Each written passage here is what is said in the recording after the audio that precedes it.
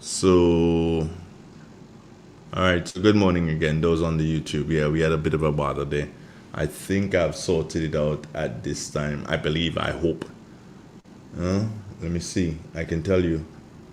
Um, Give us a minute. Yeah, and I'll tell you in a minute. But yeah, nonetheless, I'm speaking to all my listeners now. Now here's this.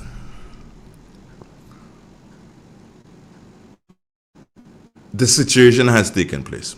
That aside, let's work now on the best possible situation to keep the people in the area, to keep them in contact with Guelph, which is the closest town to them. All right. How do we do it? That's the most important thing for me right now. What has happened has happened. I'm not gonna be throwing any blames. My only thing is that somebody failed, and when the problem has been solved, then we'll do the investigation to find out who failed who. But somebody failed somebody. All right, somebody failed somebody, and that, I believe, is information that we need to have. But that's lower down the road. Let us concentrate now on bringing some relief to the people of Closure. We can't have them cut off from Guelph. That's not going to make any sense at all. I do understand, people of Closure, that you have a very important, I don't know the location, but do you live in Closure, you will know the location. You more than likely would have been informed of the location. And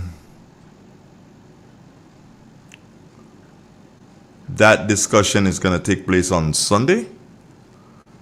I guess it may take the format of a, well, you can't call it a town hall meeting, it's a Closure hall meeting. Yes, it will take the form of that. And the Prime Minister is expected to be there. So you would have Prime Minister, who's also the Minister for Infrastructure, and your parliamentary representative, Miss Kieran James. She's also expected to be there. I don't know which other government official, but of course, officials from the Ministry for Infrastructure, the Chief Technical Officer, the engineers. As a matter of fact, last night on one of the clippings in the news, I saw Timothy Bob. Good morning to you, Timothy. I haven't seen you in a long time. It was nice to see you last night, looking fine, looking well. Great. Good morning to you, Tim. Yeah, so let's get Guelph going. Let's get Closure going, yeah, Andre? Yeah, we ain't doing anything else but getting those two places going. Well, the place, Closure. Get Closure going and we good. Thursday, it's Agricultural Thursday. Andre, expecting Bertrand to join us.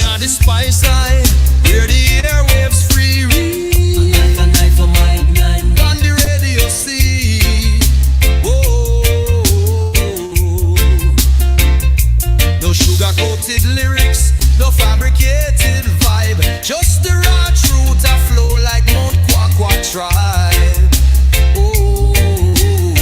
In an industry where customers expect quality, M&N Hardware Limited is a leader in locally manufactured aluminum windows, doors, roofing, and guttering.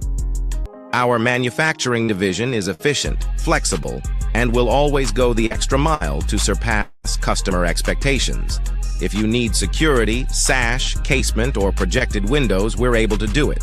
Our security and heavy-duty doors are state-of-the-art and can be customized specifically for you. Using innovative coating technologies and protective film, our roofing and guttering is weather-resistant, providing outstanding color retention for many years. Available in 24 and 26 gauge and a variety of color options. We are the leading company, a family that is proving to customers they can have their dream products. M&N Hardware Limited. Foundation to roof, let's build together. Too often, customers are counted but not valued, like mere numbers, statistics, transactions. But at Flow, we're prioritizing you, our valued customers who have been with us through every milestone, every moment. That's why we're putting our money where your loyalty is. Flow customers claim up to $400 in rewards for smartphones, groceries, and more when you add mobile to your current internet plan. Because loyalty isn't a one-way street. At Flow, loyalty flows both ways. The River Sally Catholic Church presents Harvest, Bashment, and Dance on Friday, 1st August 2025 from 1 p.m. Venue at the River Sally Government School. There will be eats, drinks, a flea market, games, and so much more. Bashment time from 4 p.m. to 8 p.m., $3 and $5 to get in. Dance time 9 p.m. to 5 a.m. and it's $15 before 12 p.m. and $20 after. Our DJs are Firestorm, Just Gus, and Fatboy, powered by New World Audio. Come and have an enjoyable time. Bring the family as we celebrate emancipation. Expert nail technician wanted. Looking for a skilled nail artist who specializes in acrylic, gel nails, stunning nail art, and luxurious pedicures. If you can turn nails into masterpieces, I want you. Creative braider needed. Need a talented braider who can slay cornrows, locks, and braids, and all the latest styles. If your hands can work magic with hair, let's connect. Hit me up or WhatsApp me 403-4421. Let's create something amazing together. Real expression on 919 Real FM.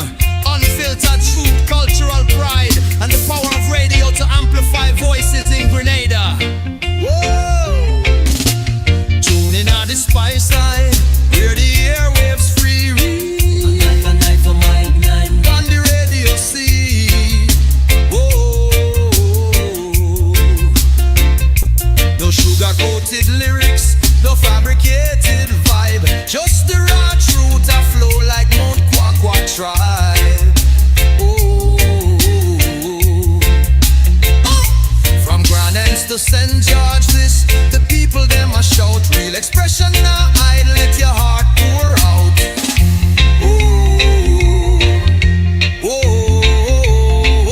Microphone to the heavens, the signal strong and clear. Voices of the voicelessly oppressed, the sincere. Real FM are the vessel, your message fill the air. Speak your truth, Grenada, where your heart there. Real expression, real connection. 91.9 the righteous reflection. From the hills to the harbor, hear the nation sing. Real FM, the sound where make freedom ring. Real expression, real connection. 91.9 the righteous reflection. From the hills to the harbor, hear the nation sing.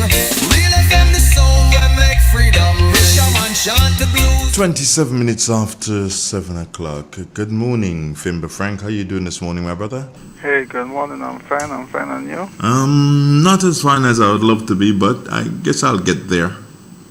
I hope so. Yeah. Alright, let's jump into the weather. It's a partly cloudy morning across most of the state. Down here at the southernmost end, it's fair, with the winds blowing from the east-southeast at 13 miles per hour. Pressure above the mean and rising at 14.7 millibars. Present temperature 28.4 degrees. Orange 83%. Maximum temperature here within the last day got up to 30.7. Minimum temperature last night 26.1. Please note all temperatures are in degrees Celsius. In terms of rain here within the last day, not much, 1.1. Hence total for the month goes up to 52.5 millimeters of rain, but that's only for the airport. Now let's take a look at the forecast valid for the day and the nighttime. The weather expected to be mostly fair and hazy with a few light daytime showers. Maximum temperature should get up to 31.5. Winds east northeasterly to east southeasterly at 10 to 20 miles per hour, but gusting higher at times. Waves should be up to 7 feet, and swells coming in from the northeast and east. Hence, the seas will be moderate. If you're going out at sea, and you have a small craft, please take note, there's a warning out for you, and that's mostly for if you're going off the east coast. Tides are high now, should be low this afternoon, just about 1:30, then high again this evening near 8 o'clock. Sunset, 6:36, sunrise on Friday, 5:50. Just to recap the forecast for the day and the nighttime, the weather is expected to be mostly fair and hazy with a few light daytime showers. And if you're going out at sea, keep in mind, if you have a small craft, there's a warning out for you. You could meet waves up to 7 feet in northeasterly to easterly swells, so be safe. That's it from the Met Office. From my friend. Thanks, Fimba. Have yourself a wonderful day. All right, same to you. Good. Later. Sreel, 7:30, that's our time. We're kind of moving fast, are we? Yeah, it looks like that this morning. Looks like we're moving on with a dainty little clip. Yeah. Makes you feel good, doesn't it? It does make me feel good. You better believe that. Immerse yourself in colors that come alive. Color by Sissons. Let your imagination run wild. Surround yourself in a world of color. Color by Sissons. Endless inspiration. Bold expression. Bold expression. Color by Sissons. Sissons. Express your style with Color by Sissons. The new Granville Credit Union debit card has made online shopping easier than ever. Quick, secure, and hassle-free. Just tap, pay, and shop with confidence. Get yours today. When I'm getting ready for the road, I ensure to turn off the tap when I'm brushing my teeth and soaping up in the shower. These simple steps save gallons of water. A true masquerader saves water. And just so, already. Expert nail technician wanted. Looking for a skilled nail artist who specializes in acrylic, gel nails, stunning nail art, and luxurious pedicures. If you can turn nails into masterpieces, I want you. Creative braider needed. Need a talented braider who can slay cornrows, locks, and braids, and all the latest styles. If your hands can work magic with hair, let's connect. Hit me up or WhatsApp me 403-4421. Let's create something amazing together. Real expression on 919 Real FM. Unfiltered truth, cultural pride, and the power of radio to amplify voices in Grenada. Woo!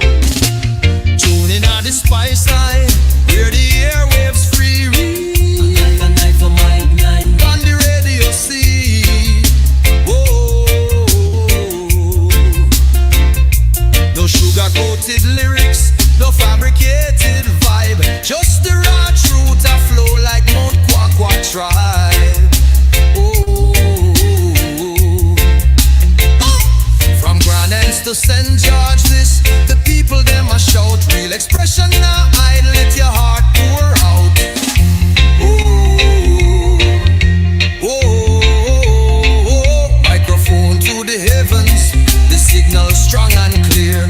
Voices of the voicelessly oppressed, the sincere. Real FM, the vessel, your message fill the air. Speak your truth, Grenada, where your heart there. Real expression, real connection. 91.9, the righteous reflection. From the hills to the harbor, hear the nation sing. Real FM, the sound when make freedom ring. Real expression, real connection. 91.9, the righteous reflection. From the hills to the harbor, hear the nation sing. Real FM, the sound where make freedom rich.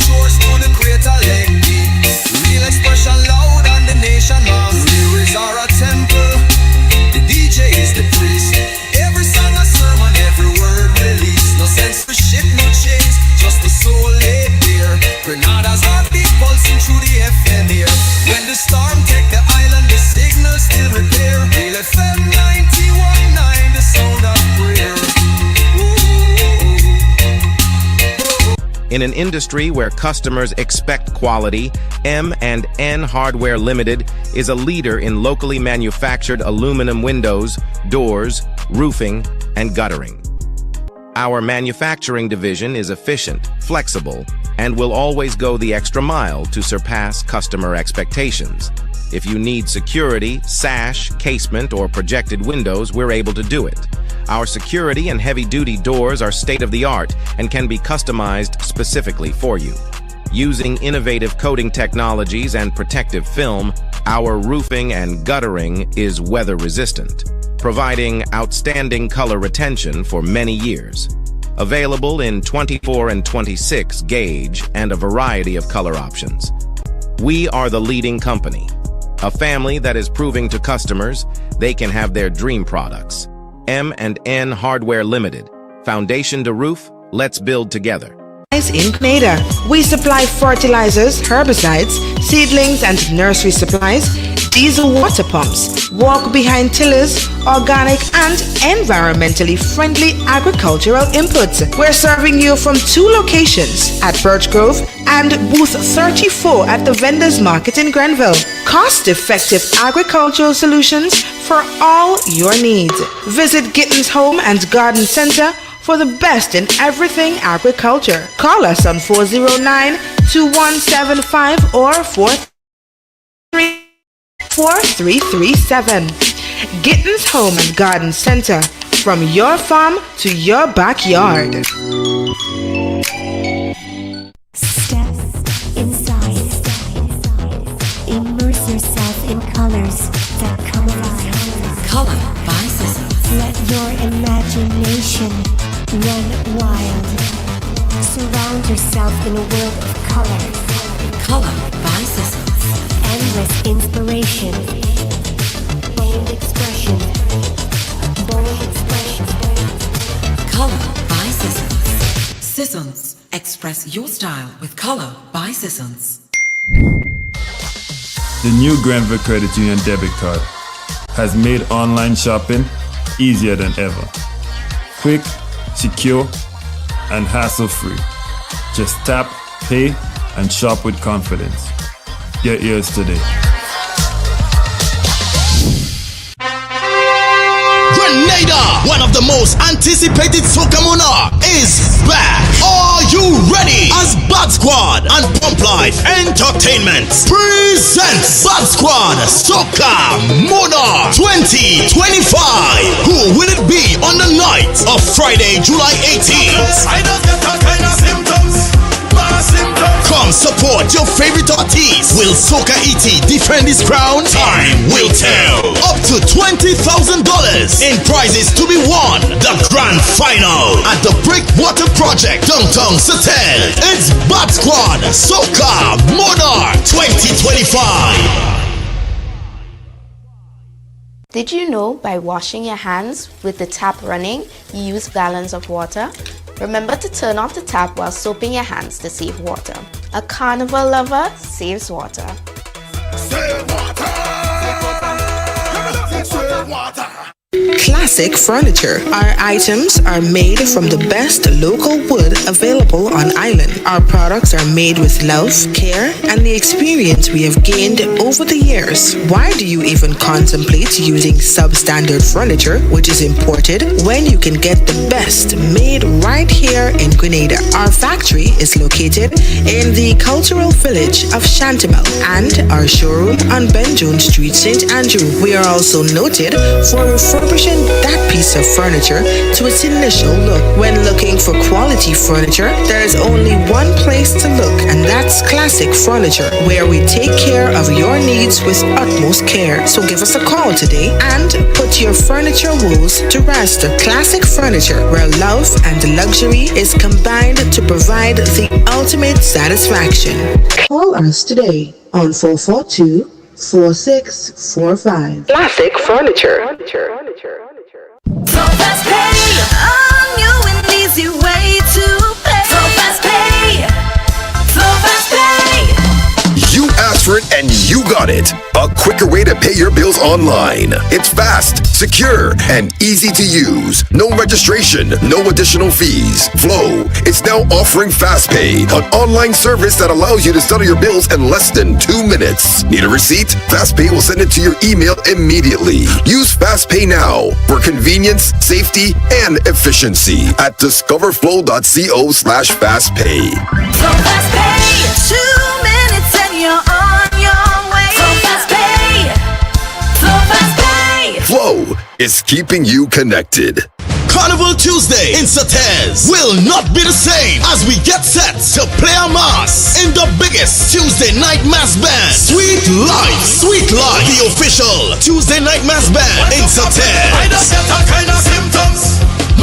Get your packages now. Adults $75 and children $60. The music, the vibe, the energy on the road will be spectacular. DJ Red Rose from New York will be turning up the heat. So remember, we are playing mass with Sweet Life, the ultimate Tuesday night mass band in Sates. Get your packages now. For more details, contact 422-6279. It's Sweet Life, the official Tuesday night mass band in Sates. Are you ready to take your brand to the next level? Look no further than the Chameleon Design Studios, the creative powerhouse behind Key Central and dozens of standout brands across Grenada and beyond. From web designs, animations, and motion graphics to custom video productions, we bring your visions to life with unmatched efficiency and professionalism. Need a logo? Logo design starts at just $1,500, and our starter pack includes brochures, call cards, and letterheads. Whether you're launching a new business, revamping your identity, or telling your story visually, Chameleon Design Studios is the new face of designs. Call us now at 1473-422-8601 or scan that QR code. Follow us on Instagram at chameleon_473. Let's communicate. Call us today. Real expression on 919 Real FM. Unfiltered truth, cultural pride, and the power of radio to amplify voices in Grenada. Whoa! Tuning on the spice side, hear the airwaves free read. A night for my night. On the radio see. Whoa. No sugar-coated lyrics, no fabricated vibe. Just the raw truth that flow like Mount Kwakwa tribe. From Grand Anse to St. George, this the people them a shout. Real expression now, I let your heart pour out.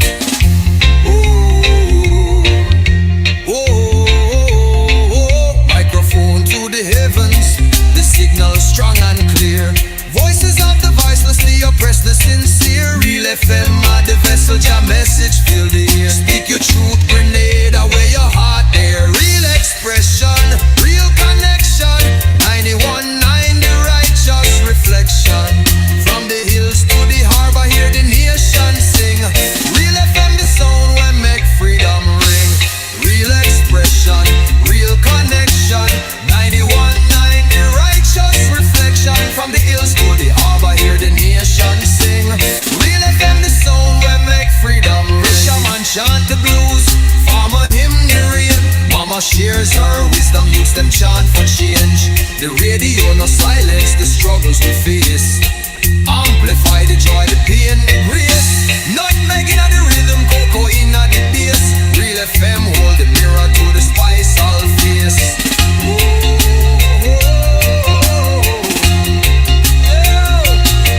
Reel up the truth, select and let the people speak.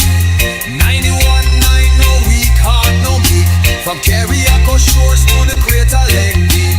Real expression loud and the nation loud. Lyrics are a temple, the DJ is the priest. Every song a sermon, every word released. No censorship, no chains, just the soul laid bare. Grenada's heartbeat pulsing through the FM here. When the storm take the island, the signal still repair. Yeah, man. Good morning. 7:44. That's our time. Good morning, Grenada. Good morning, Caribbean. I was expecting my brethren BJ to step out. Step out of his house, step into his car, and then step into here. But I ain't seen the guy yet.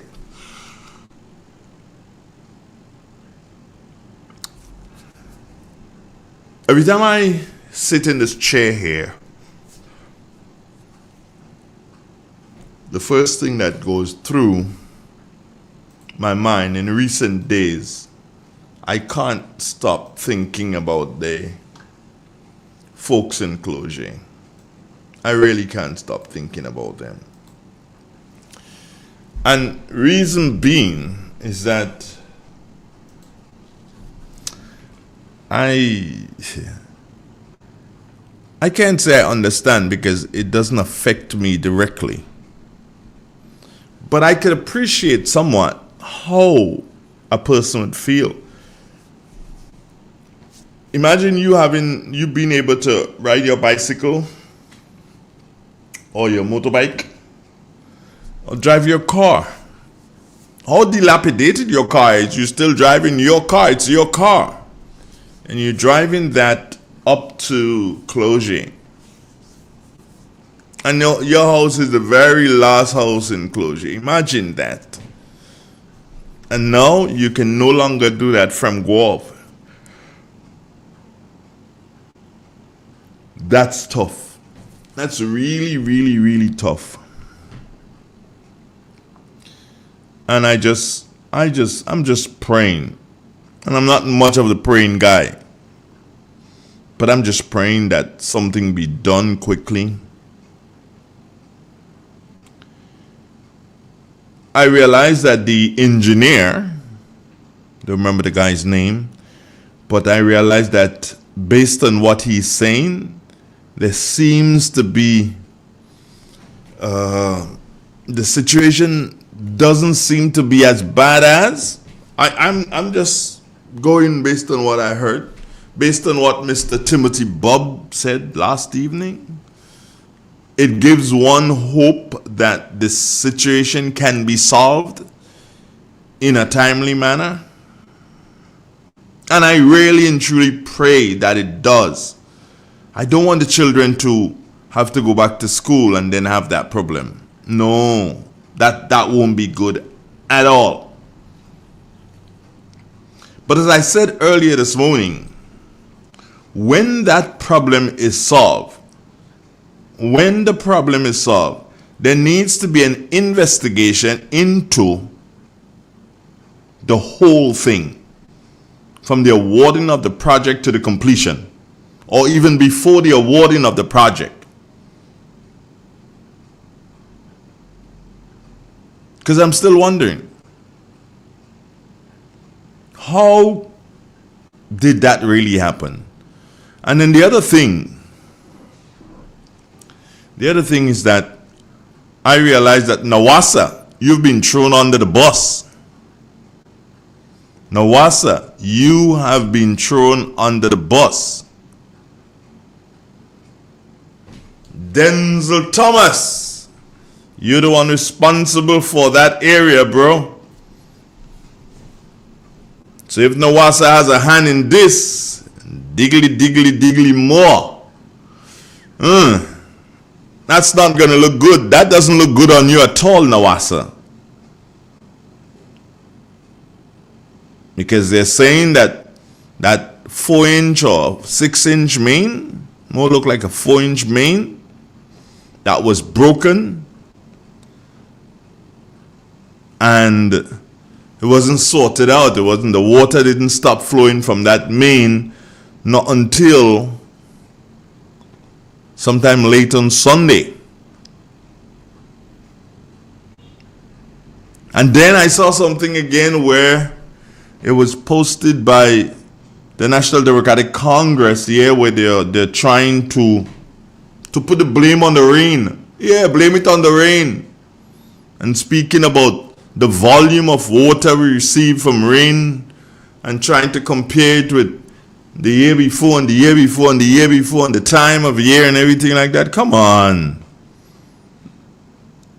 The thing is done. What's done is done. And even if you do so, and you put out all the information about the rain, you put out all the information about Nawasa, hell, it's done. It's already done. Let us now look at how we are going to deal with the situation, Are we going to fix it? One. And two, how are we going to provide? How are we going to make life easier for the folks in Clogier at this time? I'm suggesting here, I am just giving a humble suggestion here, in that nobody knows when anybody would fall. When I say Jack, that could have been my last word. Yeah, just like that. But listen to this. What do you think, Ministry of Health, I'm talking to you because you have a stake in this. Ministry for Health. What is the possibility of asking the people of Clogier to come out to a health fair, say maybe sometime this weekend, or maybe if it's too close to the weekend for you to organize, but next week sometime, asking the folks of Clogier to come out to a health fair, and you probably have that health fair at I don't know the condition of 91, if it's all muddy and stuff down there, that's a plain field, I don't know. But maybe you can use the community center and have a health fair. And in that health fair, you get an idea directly, bang on, as to who is what and what is who inside of Clogier. You'll get information. That sort of a thing can be done. So you compile all the information on that village, on the village of Clogier.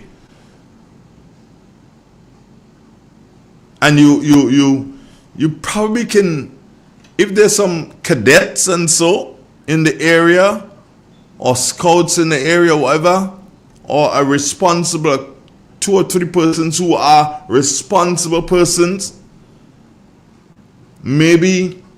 Yeah, and you're probably thinking, Andre, getting mad this morning. No, I'm not getting mad. But maybe you get 2 or 3 responsible people in the area. Yeah? And you can ask, you can ask the service providers, i.e. Flow, i.e. Digicel. I don't know if Spice Mobile works in that area, but Flow and Digicel. And they can probably give 2 phones, and these phones can act as emergency phones.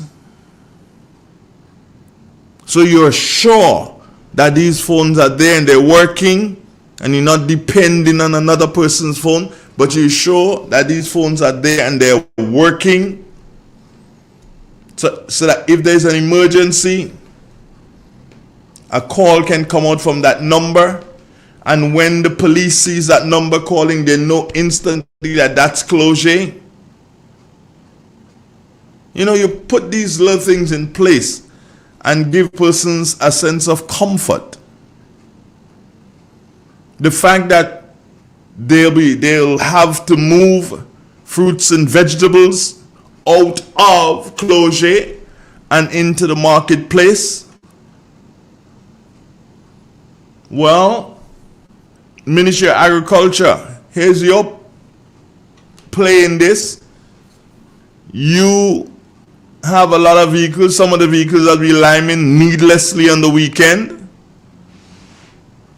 Why is it possible for you to have your vehicles go into Clogier and work with the people of Clogier to bring their stuff, maybe bring it to Guave or bring it to St. George's, their preference, or they probably can see that, hey, the roadway is open to Grenville. Let me see how I can sell in Grenville now.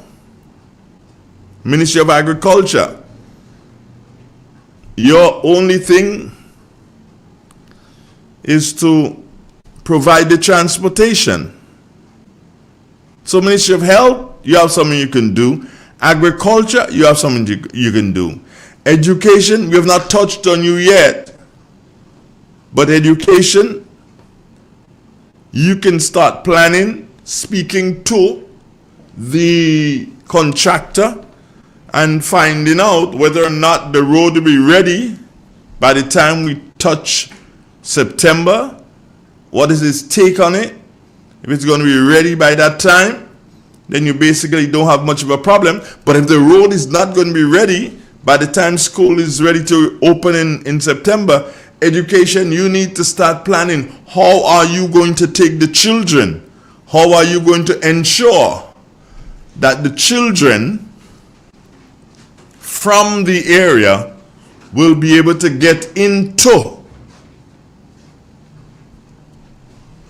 the schools in St. John? Be it the St. John's Christian Secondary, be it St. Rose Modern Secondary, St. John's Anglican, St. John's Catholic. Is there another school there? I don't think. None in Guelph per se like that. So yeah. All these things, friends, we need to be cognizant of. Tourism. You have to do so now and start thinking. Tourism. How is that tragedy going to impact tourism? Have you thought about that?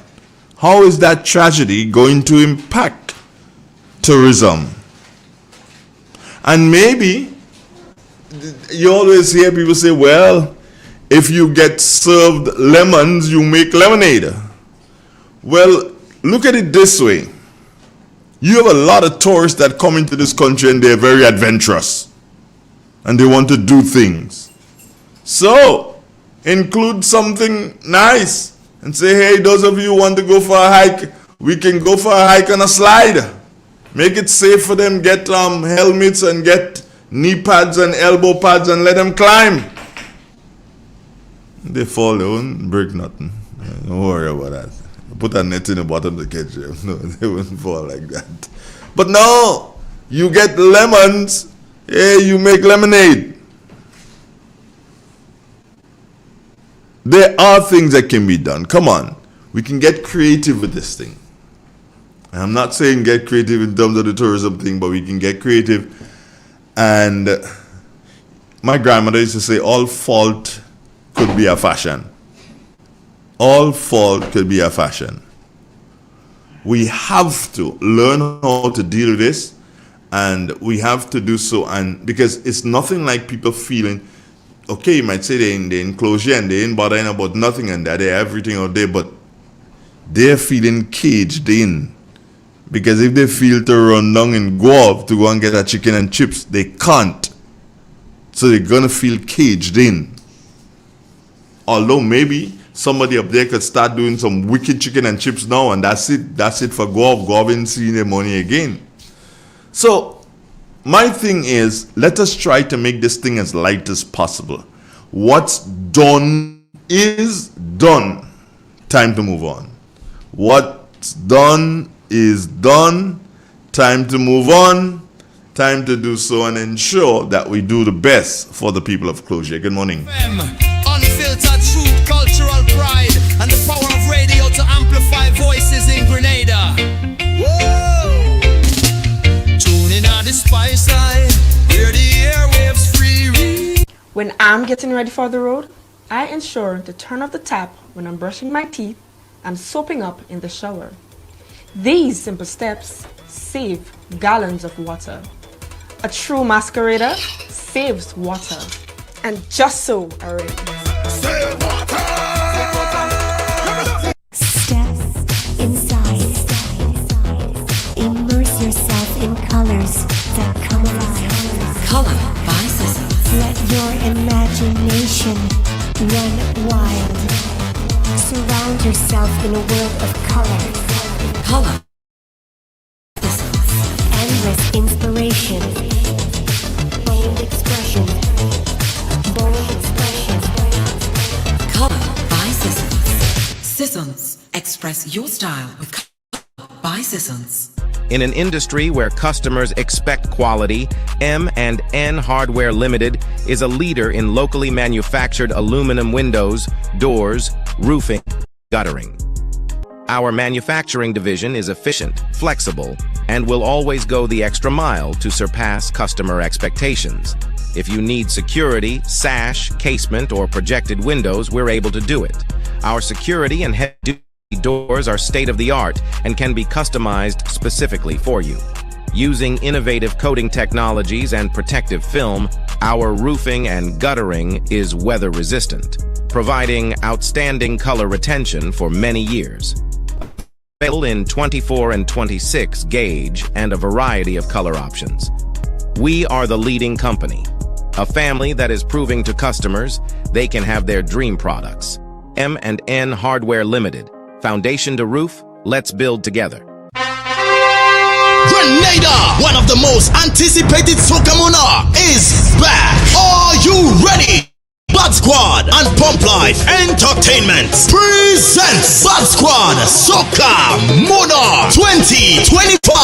Who will it be on the night of Friday, July 18th? I don't get all kind of symptoms. Come support your favorite artist. Will Soca E.T. defend his crown? Time will tell. Up to $20,000 in prizes to be won. The grand final at the Breakwater Project, downtown Satel. It's Bad Squad Soca Monarch 2025.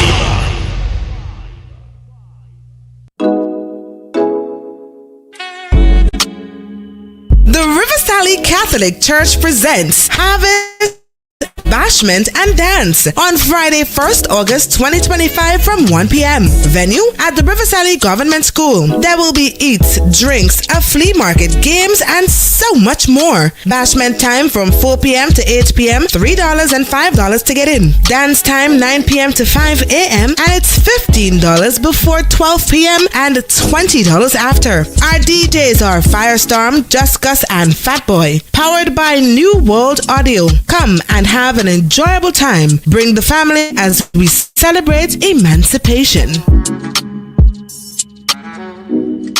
Step inside. Immerse yourself in colors that come alive. Color by Seasons. Let your imagination run wild. Surround yourself in a world of color.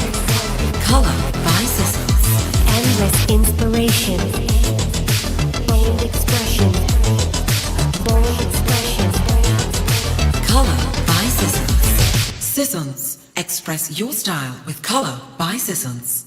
In Grenada, we supply fertilizers, herbicides, seedlings and nursery supplies, diesel water pumps, walk behind tillers, organic and environmentally friendly agricultural inputs. We're serving you from 2 locations at Birch Grove and booth 34 at the Vendors Market in Grenville. Cost-effective agricultural solutions for all your needs. Visit Gittins Home and Garden Center for the best in everything agriculture. Call us on 409-2175 or 438-4337. Gittins Home and Garden Center, from your farm to your backyard.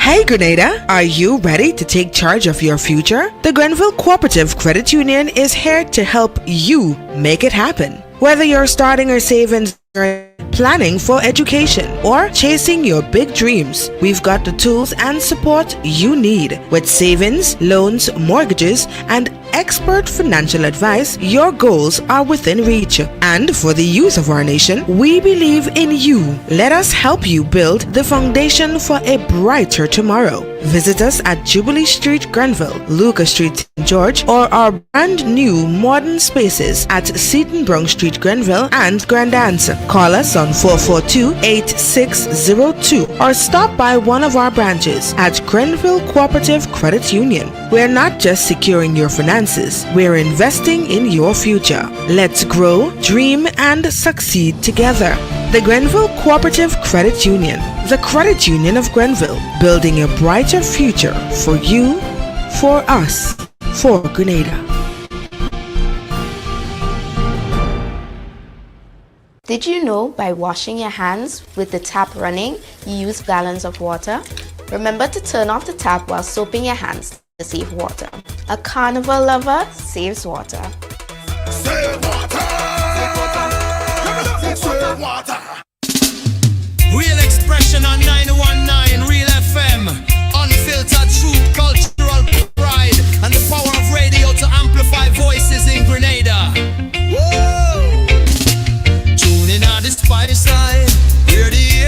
sometimes I think that the time doesn't move fast enough. It's already just. I think time is flying, jetting away. What's that? Sometimes, most times, I think the flight time is jetting away from us. Sorry, rocketing away from us. How about you guy? Great. You okay? Yeah. I haven't seen you for a minute.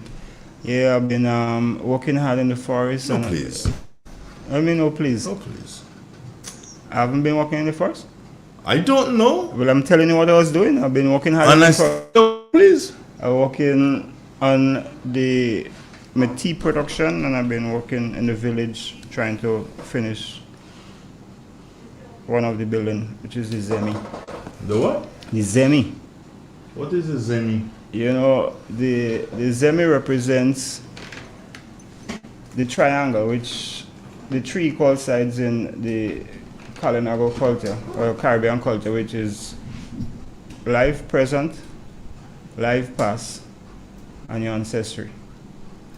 The European misunderstood the Zemi concept, and they tell us in the history book that the Caribbean culture represented as a god. You know, but that's in a nutshell the whole concept of the Zemi. It's a triangular shape, so they form those triangular shape on rocks, in painting, you know, in the art, and every aspect of the architecture, and as well, you would see the representation of the Zemi throughout. You know, because it reminds them of the ancestral past, it reminds them of the spirituality, and it reminds them of their current life. So, I representing the Zemi into a physical structure in the village. Okay. Yeah. I'm not the Zemi. I'm not the Zemi at all. Thank you very much. Thank you. Thank you, ladies and gentlemen. Oh, I just got a cup of tea. And interestingly, this morning I'm not having coffee. Yeah. Somebody sent me a bergamot. Is that good tea to drink, Dr. Antoine? Yeah, it's a flavorful product. It's a citrus. So what? It's a citrus. Yeah. Bergamot is very, very... Whoa! Wee, puppy! It's hot. It is fire. Wow. Merci beaucoup, Right. Mademoiselle. Anyway, it's good to see you, Miss Dr. Antoine. It's good to see you, Dalton. Thanks. You guys been missing in action. Yeah. It's been a while. For too long. That I haven't seen both of you. I know. And that is not good. That is not something that I really and truly like. But at the end of the day, it's good. Right. Especially when my friend BJ is not turning up. What? Yeah. I ain't seen him. Yeah, he was late last week, so he could be late again this week. Yeah. He was what? He was late last week. He was late last week. Okay. So they're the folks that seen you. Oh, Antoine, you have a cup of tea too? Yeah. Yes, thank you. Are you having bergamot too? I guess it's the Bigelow green tea. Okay, green tea. Okay, I'm having pure, fresh bergamot. Wow. But it's just a little bit too hot. What do you have in Dalton? But I work with the remnants of some of my tea I was drinking this morning, Cohoba. That's this, right? Yes. So I'll sip my Cohoba. How much of this do you draw? I used to be drawing. When you gave me this before, I draw a whole big piece. Let me show you what you can draw. Well, yeah. Well, let me lend you a piece. Yeah. So you could show me. Here, let me lend you. So show the viewers too. Yeah. So you do what? That bit? Yeah, just this. You could draw this, and you draw that multiple times. And when you finish with it, don't throw it. Put it in a bottle and put alcohol in it, and then you could take that same alcohol, which becomes a tincture, and mix it with citrus, and make your own cough and cold. Okay. So I'll give you the recipe, but I'm the only person that have those products. So. No, just that BJ is right there. Yeah. Yeah, I can feel him. Yeah. But Dr. Antoine, the man tell me use alcohol. He ain't saying use wood, man. That man, that's not your friend. I'm beginning to think. No, but you can't assume that. You can't tell me use alcohol. You have to say, hey, the only rum to use is wood, man. Right, Doc? Yes, I mean, come on. You can't do so and just say use alcohol arbitrarily like that. Okay, I was wrong then. No, you know you're wrong, so you better go to and come back again. Hey, so Doc, what's happening, man? What's taking place with you? We're fine, thanks. I told you he was here. I told you. I suspected you heard his advice, you know. No. Yeah, you could do that. But hold on, no, come. At the end of the program, yes. No. You just have to sit very close. We are one mic shy. This one is the working. So you have to share that one with So we put it in the middle. Okay. Yeah, you and Dalton. Oh, that's no problem. I have to share that one. That would be fine. So I can just spend 1 hour and go. And yeah. Then back and then can continue for the rest of the up to 10. How about that? No, I don't think that is a good idea. Okay. You can't remove the foundation of the structure and then expect it to stand, right? I want to cover BJ. So that's Dr. Antoine there. Used to be. That's okay. Look at that's BJ. Okay, I'm trying to get both of them. Dalton, you need to come to your right a bit. Yeah. Come a little bit to your right, because we're having a challenge with one microphone this morning there. That's good. Yeah, they're kind of getting a glimpse of you still. Right, okay. Yeah, although your face is being hidden, but they know your voice. All right, no problem. So, BJ, good morning. How are you doing? Morning, Andre. Morning to Doc. Morning to Dalton. Morning to the listening public. I am doing good, Andre. Happy to be here. Happy to be in the company of Doc, my mentor, and Dalton, my compatriot, and you, my comrade. No. Yes. This comrade thing, remember I tell you what exists, yes. Functional. BJ, let me just say something, and I want you to I want you to take this, and I want a lot of youngsters who are listening. You go to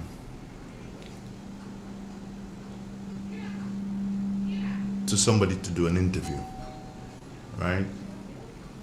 And the person says to you, "Oh, good morning, Dr. Antoine. How are you doing? Nice to have you on the program.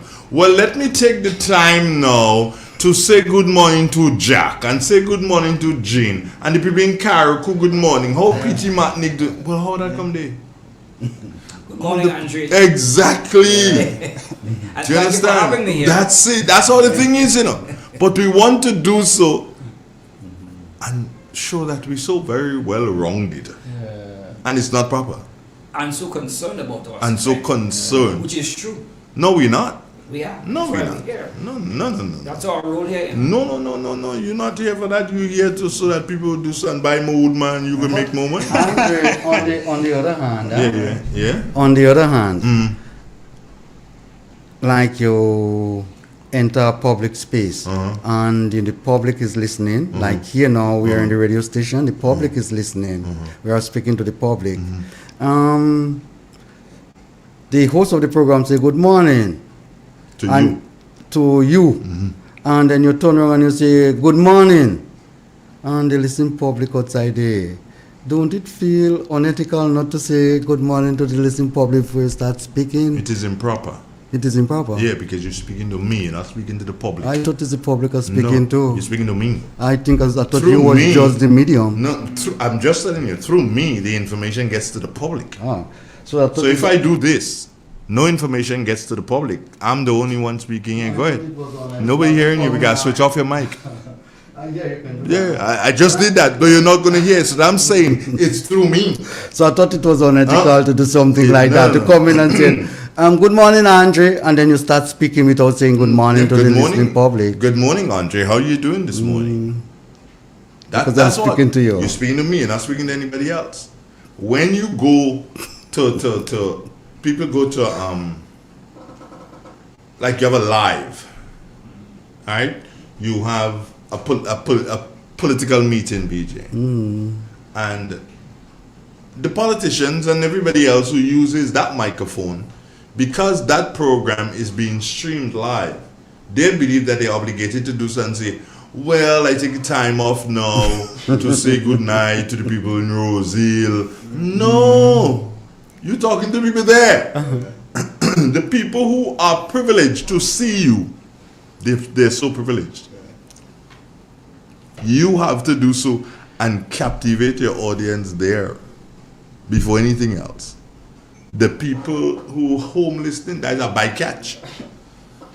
That's not the tuna. That is not the tuna. that is not the tuna at all. It's bycatch. You understand? It's not disrespect, it's just how it should be done. I just see a lot of people do it, and then again, BJ, a mistake that the king for that is Stanford Simon. A pleasant good afternoon. Well, hello. Since when pleasant and good follow each other? Well, that is improper. Use two adjective there. You cannot use pleasure and good like that. Oh, there's Maxine. Maxine, that is a little small cup you have. Well, then you see that the same thing I just did. You have a little small cup. Andre, something I'm convinced about is that Grenadians have a unique English, and it's very rich. And most of the time, wherever a Grenadian speak, I can pick it up. There are certain little things that I can, associate with. And no matter which part of the country you come from, if you start speaking, I can say, no, you're Grenadian. Because the way we speak, we don't speak perfect English. And even if we try, it don't work. And if we try, it sounds very funny. Shakespeare's dead. Well, exactly. So nobody speaks perfectly. And Andre, our language is very, very, very rich. Sometimes where we use the word, say, is and are, and we use them, in we? Speak for yourself. I listen to you all the time, and I can yourself, call you out all the time. You should call me out. There's one thing I'm making mistakes with. Say, not man? that. Not that. Angelica Not is and thing. No. You could say something else. You can say I mispronounced a word. No, but where it's nice. Is and are and Andrew, we have a rich language. I agree. I'm not looking for people to speak. There's one. Perfect. Like, for example, a pleasant good afternoon. Yeah. And we better get back on the agriculture program. Probably it's wrong. It is wrong. Not probably. It is wrong. Pleasant and good can't come. Dr. Antoine laughing here. Don't do that. Andre, how pleasant and good it is for man and man to dwell in unity among each other. You never hear that? You're behaving as you come out from the sky or somewhere. Get real, no man. No, let's continue with the program. No, we're continuing. We're continuing right here. I'm making an argument with you this morning, No, we're making an argument. Andre. No, we're not making an argument. I'm saying language is all about feelings. No. It's all about Andre, I see people speak perfect English and nobody understands what it is them saying. And people speak broken English and everybody understands. It's all about transcending the information. It's all about getting it across, getting your point across. How much time people speak perfect English and call wrong command and kill a whole heap of people? Because we custom with Raja rather than yes. Raja that. What that mean to you? For us is a different language altogether. Here's what you're doing there. You're sinking your own self. Yeah. I allowed you to. Oh, let's go. Roger that. Yeah. Mm-hmm. That will only be used in a military situation. That's that is military jargon. Stop this military jargon. That's perfect language, military wise. For you, it's a jargon because you're on the outside. You're old civilian. You're not going on. It's not a jargon. No, because different people speak differently. Different sect, different whatever. You're going to Jamaica, Dalton, and one set of people speaking one funny way. All of them speaking, the other set speaking funny because it depends on the parish that they come from, We had to go to Jamaica here in Grenada. In the south, speak different to the people in the north. Well, the people in the north will go down in the south, and all of a sudden they start speaking different. But in general, like we speak Greenglish. Let's get on the agriculture thing, the speaking thing. We don't know English class this morning. We're not linguists. You all finished? I left it a very long time ago because you see, when people are refusing to accept and to learn, then you just leave them. So, how you doing? How's your week, BJ? You know, Andre, I was thinking when I was coming in, I was saying to myself, you know, Andre always asks me sometimes, BJ, how's your week? How's your weekend? And I was saying to myself, probably Andre may ask that this morning, and I was thinking that I does not have like a weekend. It's like I have like a Saturday and Sunday, but not a weekend. Because it's the week never ends for me. It's every day something. I know that feels, you know. You know that feels that? Yeah, so, you know, have Saturdays and Sundays, not weekends. It's like a normal day. And I was saying to myself, they don't carry less hours on the Saturday and Sunday, same 24 hours. And I have to work on those days, so it don't make no difference. How was my week? I'm still waiting on the answer. I'm still waiting on the answer. That don't finish yet, still on that. Andre working as normal, trying to get things in, moving some banana plants now from Boulogne and Maribo. Banana plants? Yeah, they're bringing some new varieties, and I'm trying them out, yeah. Quite a bit. I want to put in 5 acres of new bananas. So I have a bulldozer clearing up the lands now. Huh? What's special about them? The variety.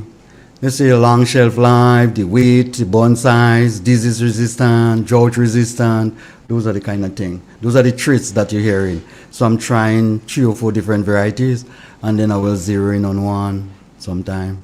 Those are the ones that Israel Dalton, you need to split the mic better. Right, yeah, so and move closer to it when you speak. What are you saying? I was asking BJ, those are the bananas that the Israeli would have developed? No, this one? those come from Central America, like those are what Chiquita use. Yeah. Okay. Chiquita what? Chiquita. You know the company. Oh, Chiquita. Yeah. Okay. So, but what's really the drought resistant? You said? Drought resistant. There are different varieties, and there are some varieties that are drought resistant. There are some varieties that they look like Gros Michel. There are other varieties that very prolific. The bun size very big compared to the others. So you plant all those different varieties, and then you zero in on which one that best suited for your country. Exactly. Okay. And how much are they selling them? $2 per plant. It's really highly subsidized, and it's tissue cultured plant. Yeah. So it's a tissue cultured plant. Okay. So the chances of it growing are very, very high. I mean, developing. It's growing already. You just have to develop it. Okay. It's in a bag already. Oh, it's in a bag. Oh, those little black bags. Yeah. Okay. How tall in the bag? They're about 2.5 feet tall, reach knee height. How many you putting down? I want to put down about 3,000. Wow. You have the space and things. But bulldozers are clearing up the lands now. Okay. Is that by the lake still? Both by the lake and at the top, yeah. I'm clearing some more lands at the top of the lake, and then some, at the bottom of the lake. Or by the lake, not by the Okay, so those plants or the fruit, what is it going to be used for? For eating green or ripening? Basically ripening. People don't consume a lot of green bananas in Grenada for one reason or another. Probably people used to consume a lot more before, green ones. That is getting less and less in demand. The only time we do really seriously consume those is when we have some major event, national event with regard to some disaster.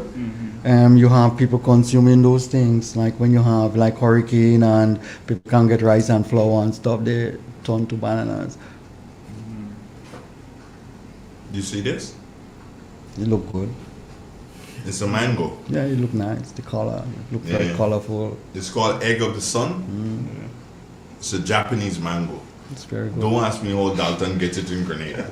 Mangoes are very good for For who? Health-wise, for everyone. Oh, really? Nutritional, Yeah, man. Mango is one of the highly nutritious fruit. Very, very highly nutritious. Didn't realize that. What are you saying, man? I don't know a lot of things, you know. My name is not BJ. Yeah, if you really want nice skin, suck a mango every day. And drink a cup of cocoa tea twice a day with all its rich lipids. Drink a cup of cocoa tea twice. All of its rich lipids, yeah. So I thought this was good. Not bad. Huh? Not bad. But better is the cocoa. What about the cocoa then? Cocoa is nutritionally rich. It's very good for your brain. It's very good for your heart. Very good for your skin, as BJ was referring to. It's one of the most nutritious food. Why do you think cocoa was once prized by the kings and royal families in Europe? So if we're saying all this about cocoa, then I ask the simple question. Why is it that cocoa price dropping? No. Cocoa price went up 300% last year to $11,000 per ton. Say that again, Dr. Cocoa Anton. price went up in 2024 to 300% to $11,000 per ton. And that's a lot. Yeah, That's mucho. a lot. And the US cocoa dollars do I'm trade. talking about, you know. I'm not talking about EC. Cocoa do trade on the stock market, you know. Okay, so then the question begs, do we ask? And that's in the raw state. If we have a situation where cocoa is a fruit, right? I thought a fruit? Berry, yes. Yeah, it's a berry, right? So we have that fruit in Grenada here. And the price of cocoa ain't reached to $10 a pound for the farmers yet? And you're talking about price go up on the whole market? What's the talking? That's a question. That's a question. That's a Look, question. fire them people and them fire hastic and them fire hastic. Give me the work. Give you the work. What am you crazy? You know why they fired us? It's a simple maths, you know. If you telling me that last year cocoa price went up 300%. Yes. Last year, right? Yes. So how come farmers in doing so start to cut on fig tree and plant cocoa tree? Well, let me just tell you, Nigeria and Ghana, a lot of guys are abandoning their job to get back into the cocoa fields. So what happened here? Hastic. Which is why we are in the process of trying to provide some ideas. Well, even some of the African countries back now, Yes. they are saying, hang on, we're not exporting our cocoa in the raw state any longer, you know. Yes, Ghana is one of those countries. And I'm sure Mali and Ivory Coast follow in the same boat. In fact, they decided that the minerals, they will process the minerals for themselves, and you buy the finished product. They take in charge of the economies. Forget about them. Let's deal with us. Precisely we have why we need to begin to refocus our energies and efforts and take charge of our economy. As it stands, our economy is not controlled and run by us, you know. Every ministry or department here in Grenada, you get some finger from some international institution or organization dictating and controlling what goes on, you know. And Doc, they don't need a finger, you know. They don't control your head already, you know. So if they control your brain, they don't have to. They just have to dictate to you what you need to, you know, to do. And what is Give me the order, and you follow the orders. And what's most interesting, Andre, is that these guys, when they provide financial assistance for us, they dictate what that assistance goes to, you know, as opposed to what our needs are. You know. And that's where the money spent too, you know. They just tell you they want the money spent in Europe, you know. If you come out in Europe, your orders and stuff have to come from there. So the money gets right back. Back to the cocoa. No, let's get back to the cocoa. This is this is alarming news, if I can use that word to describe it. This is alarming news that last year the cocoa price went up on the world market by at least 300% to $11,000 per ton. $11,000 per ton.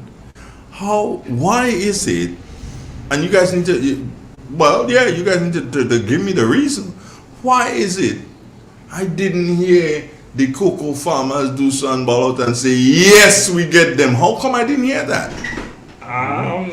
One of the reasons is, as a people, we're not as an organized group. And so we seem to operate as individuals as opposed to a collective, actively involved and working together in unison to achieve the similar goals. And hence the importance of organization as to why we as a people need to be organized.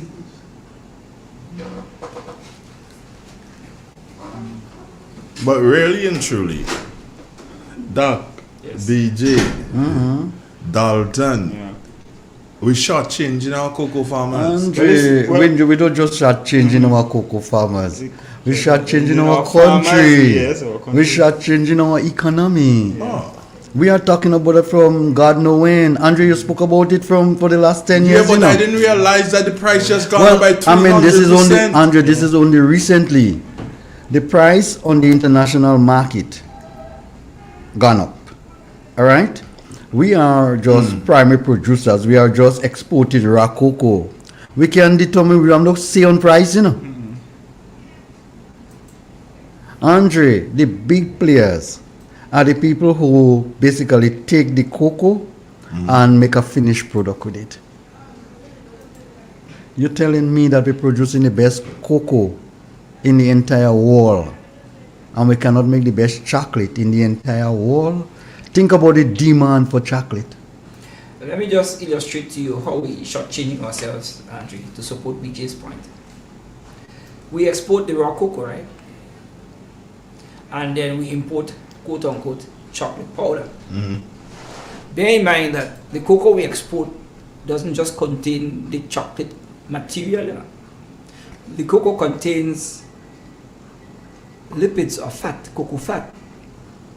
And that could be anywhere between 30 to 45% of the cocoa, if I'm not mistaken. Very high percentage, I'm not sure exactly the percentage, but could be anywhere between 25 and 30% or more. And that fact, that aspect of the cocoa is removed from the powder that's sent back to us. And that part of the cocoa goes into the pharmaceutical and cosmetic sectors, right, as inputs into those products. If you compare a packet of the imported chocolate powder, I wouldn't call them names that we import, with the quality of the cocoa you make with the cocoa bars here, you see a significant qualitative difference in the appearance of the cocoa tea because of the presence of the fat. But not only that, a lot of important vitamin and nutrients are contained in that fat, which when removed, we don't get it. So we are forced to buy supplements. Let me bring an analogy to that. We bring in milk powder, right? From which a lot of vital components have been removed. And we tell our mothers, you know, buy the Similac and the other milk powder and don't breastfeed and stop breastfeeding after 6 months. In fact, mother's milk is the best milk for children up to 1 year plus, you know. Not only that, it's even better if we can use the cow's milk and goat's milk to feed our children for the first few years of their lives. And what do? Instead, we buy the milk powder. Meanwhile, our goat farmers and our cattle farmers have vital food components, or produce vital food products that we don't use on a daily basis, which we should be using. In fact, I had to ask the question recently on Andre, and I'm ashamed to bring it up on radio, but I was looking at some data a couple of weeks ago about milk production. And what I noticed is that the developed countries are the countries that produce the most milk. And the underdeveloped countries are the countries that produce the least milk. And the question, being my crazy mind, came up.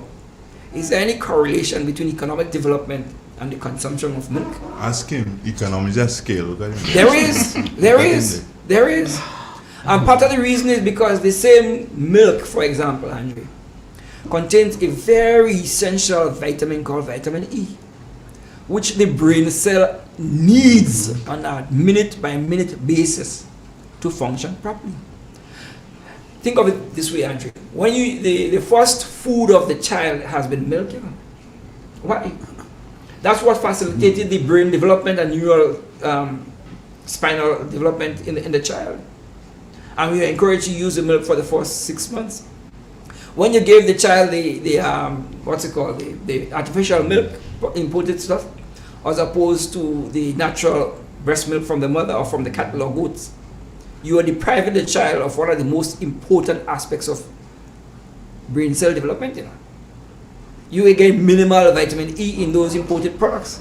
You gain maximal vitamin E from the whole milk, from the mother's breast, the goat's milk and the cow's milk. And even today, as adults, we still need vitamin E for the maintenance of our brain cells, for the functioning of our brain cells, you know. Remember, the brain is the nucleus, the computer that manages our organisms. And yet still we're depriving it of one of the most essential nutrients. So I make this point to say that as a people, we have to realize that our nutrition is quintessential to us. Good quality nutrition is quintessential to us, but we need to know what is good for us. And the use of our cocoa, for example, on a daily basis is something that we should encourage. Just as we talk about the need to use some of our spices as part of our health preventative measures, so too the use of our cocoa has to be part of our nutritional diet. I mean, we have to just focus on using more of the stuff we have because they are the original whole foods that provide most, if not all, of the nutrients we need on a daily basis. So then the question begs to be asked here. You have the knowledge. I don't. Right? I don't. We try here with 2-3 hours a week to put out information that we believe that people should have. However, the Grenada Cocoa Association, who produces what do you call it? Juve chocolate. And we have about 4 or 5 other factories producing chocolate. Yes. The Ministry for Health, the place that I don't like, the Food and Nutrition people. Why is it, and a very simple question, why is it that these entities are not coming together and say, hold on, we need to get people in Grenada to consume more of the cocoa that we are producing and less of what is being imported. So when Milo, the food drink of champions, when they put out an ad, no better than our cocoa though, but go ahead. But they catch the children, and the children go to the stores with the mothers and pulling on mommy dress tail or pulling on daddy's coat tail. Andre, I want Milo. I want nothing to do with anything else that's produced in Grenada. I want Milo. Why? Because that has been sold to him or her on the television, on the radio. We are not doing anything, and I've been saying this time and time again. We have the facilities in Grenada. Now, I'm not speaking of Real FM. A bunch of other radio stations. You don't necessarily have to come here. But there are a bunch of other radio stations. If we do not promote that which we produce, then what's going to happen? Yes, BJ? You're dying to talk. No. You know my brain abstract. You say you don't like food and nutrition. No. How long you hate them? Long? No, BJ, that people them is waste of time, you know.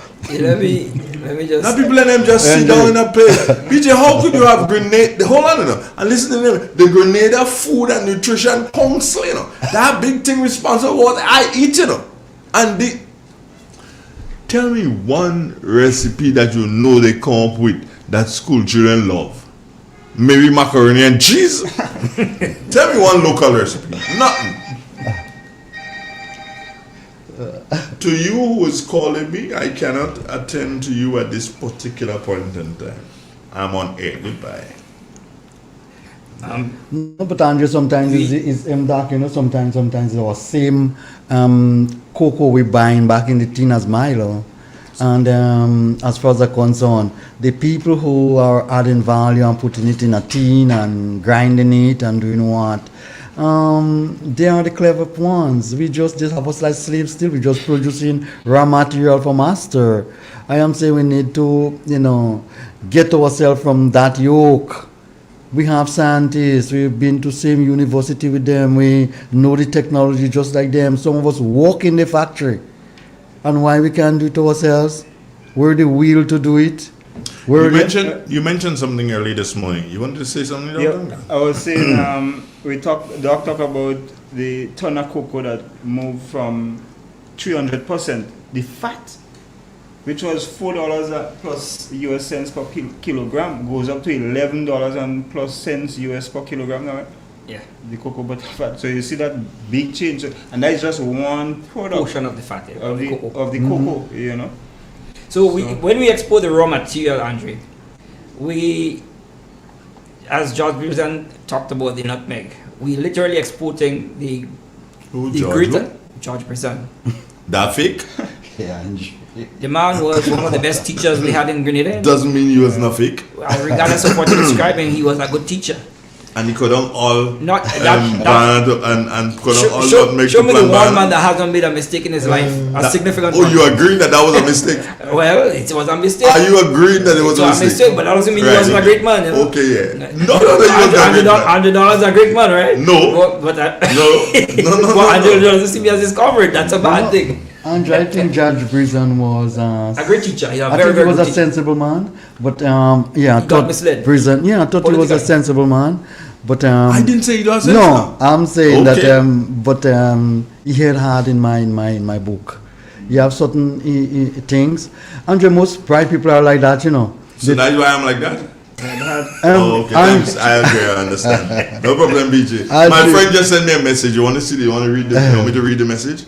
My dear friend Linda Strick. Good morning to you, Strix. How you doing? And Strix is out for a while. She's attending some workshop.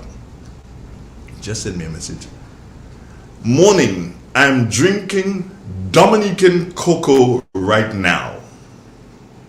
Isn't that nice? Where is she? In Dominica? In Dominica. Okay. Wonderful.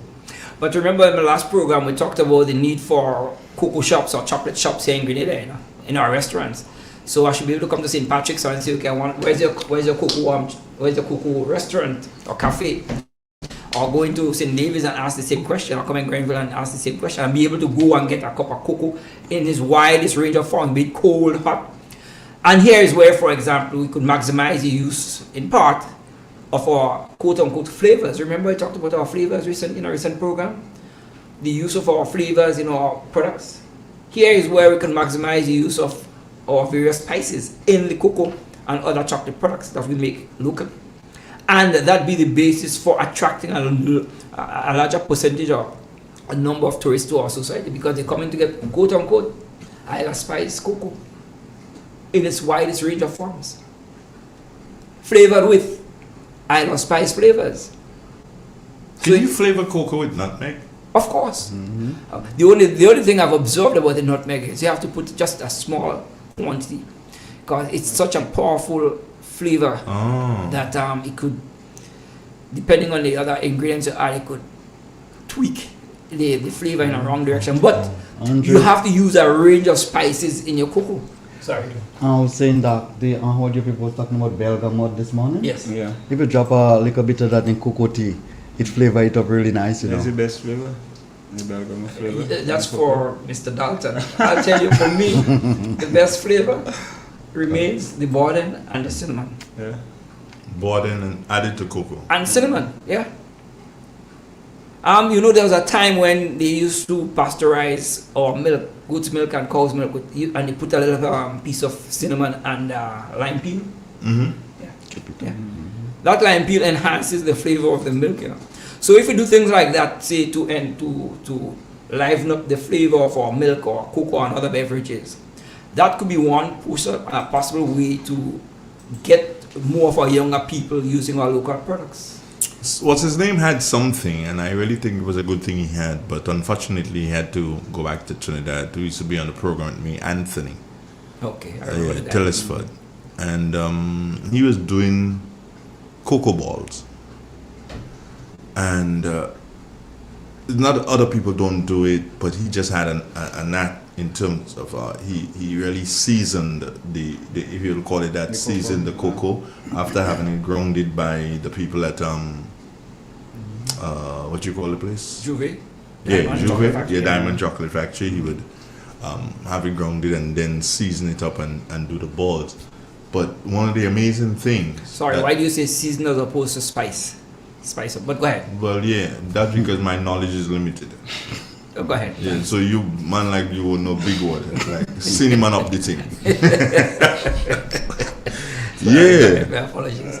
But it's cocoa balls. When you did not, you have to, with grandma cocoa ball, you have to grate it. Yeah. Not with him. You toss it in the hot water and I'll tell you a secret. Yeah. When I do my cocoa tea, I use the cocoa balls we produce here in Grenada from people in Grenville. But you grate it? No. You toss it in the water? I put a small cup or half cup, depending on how many balls I want to make. And I put a small amount of water, let it hot up and dissolve the cocoa balls before I start doing anything else to it. Then I add the milk, then I add the water if need be. I try to make my cocoa with pure milk anyway. Goat's milk, like that. And then I put in the spices, and then let it simmer for a little while, and then I enjoy my beverage. Hot cocoa with all its spices, cinnamon, boredom, cardamom, nutmeg, of course. Can't do it without the nutmeg. Yeah, but this is the thing though. For all these years, and again, I the people who have a bit of money to invest, I say to them, hey, what have you been doing? Because for all these years, you still have my grandmother making cocoa balls and selling them in the market when they have, but for all these years, no one in Grenada has really done this and say, okay, fine. You know what? Let me start doing cocoa balls so that when Andre's aunt comes from the United Kingdom and she's here on vacation for 2 weeks, Andre had to struggle and go and find out if Miss Mary have cocoa balls. Andre goes to the shop because there is a constant supply. Like when you go to the shop these days, you don't have to do so and ask for rum. You've seen Woodman right there. Well, thank you. Yeah. And I must say, Andre, that I don't want to chip in here. You chip in. If you don't want to, then don't. Tell me. Not just Woodman is always available. If you notice that rum is an affordable rum. A lot of products we're making here, we're not making them affordable, They are available, but they're not affordable. The price. Price is a factor. But just to go back a bit on the cocoa balls, there are quite a number of our people making cocoa balls. The problem is everyone is making it to his taste and fancy, and the packaging is a problem. But I know one lady in Grenville who makes her cocoa balls, and they're very flavorful. And what's it? Rouge. Miss Charles in Grenville. She makes the cocoa ball, but it has a very unique flavor that's almost parallel with my stuff, So when I use it, I enhance my end product. But there are lots of cocoa balls products available in the supermarkets in Grenville. You go to any of the supermarkets, be it Eat Fresh, Calico, Rise and Shine, they have cocoa balls on the shelves. Just that the manufacturers, each person, most of it is cottage industry, right? And so each of the cottages use their own profile of flavors.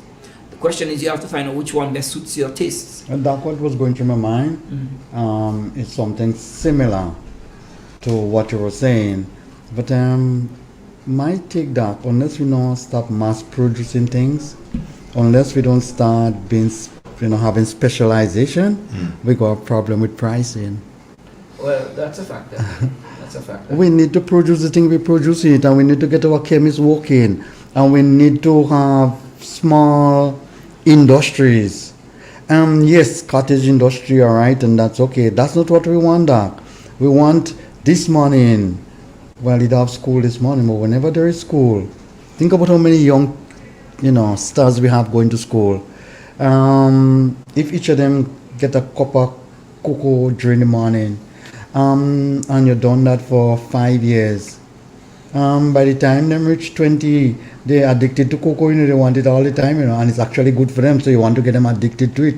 Them smoking a spliff every day, So by the time they reach 18 years, they have to get it for the rest of their life, Well, you don't want to create that, kind of addiction. You want to create the addiction with the right things, and the way to do it is to have indulgence from an early age.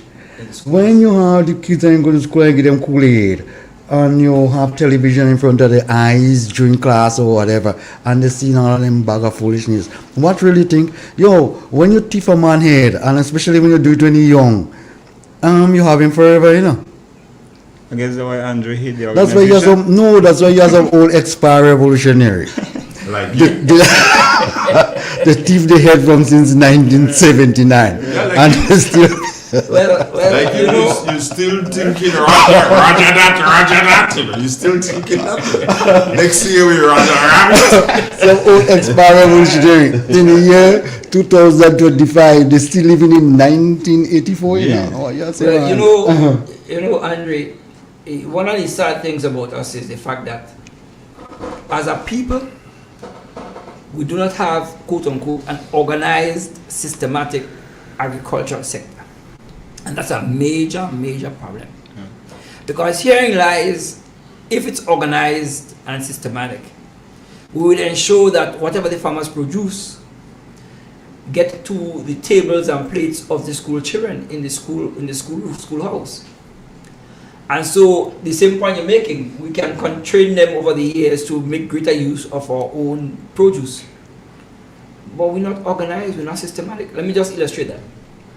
We have a number of children they claim are attention deficit students in the classroom. Yeah. Do you know that goat's milk is one of the most effective treatment for such a problem? No. Yes, it is.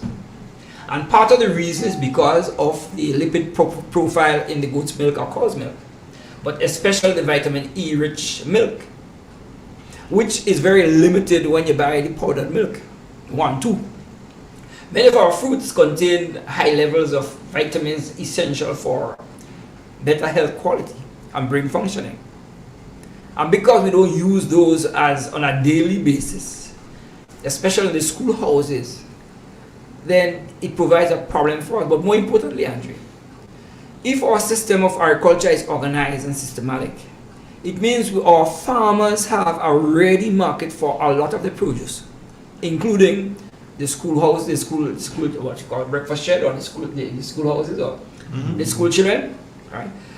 If it's organized, we would have any excess of those produce, we'd be able to process those into value-added products in our agro-processing factories, right? If it's organized, we'd ensure that we have markets in which people, housewives, restaurateurs can easily go every day and purchase fresh fruits and vegetables for their restaurants or hotels or whatever. But in the absence of an organized and systematic approach to our agricultural sector, in the absence of incentives for our farmers to produce the things that we need to produce, in the absence of a plan to ensure that we have farmers producing carrots and cabbage and kale and lettuce and a whole host of fruits and vegetables, what do you have? We have a very chaotic agricultural system in Grenada. Very. Let me illustrate it this way. So today somebody gives us a tissue culture building.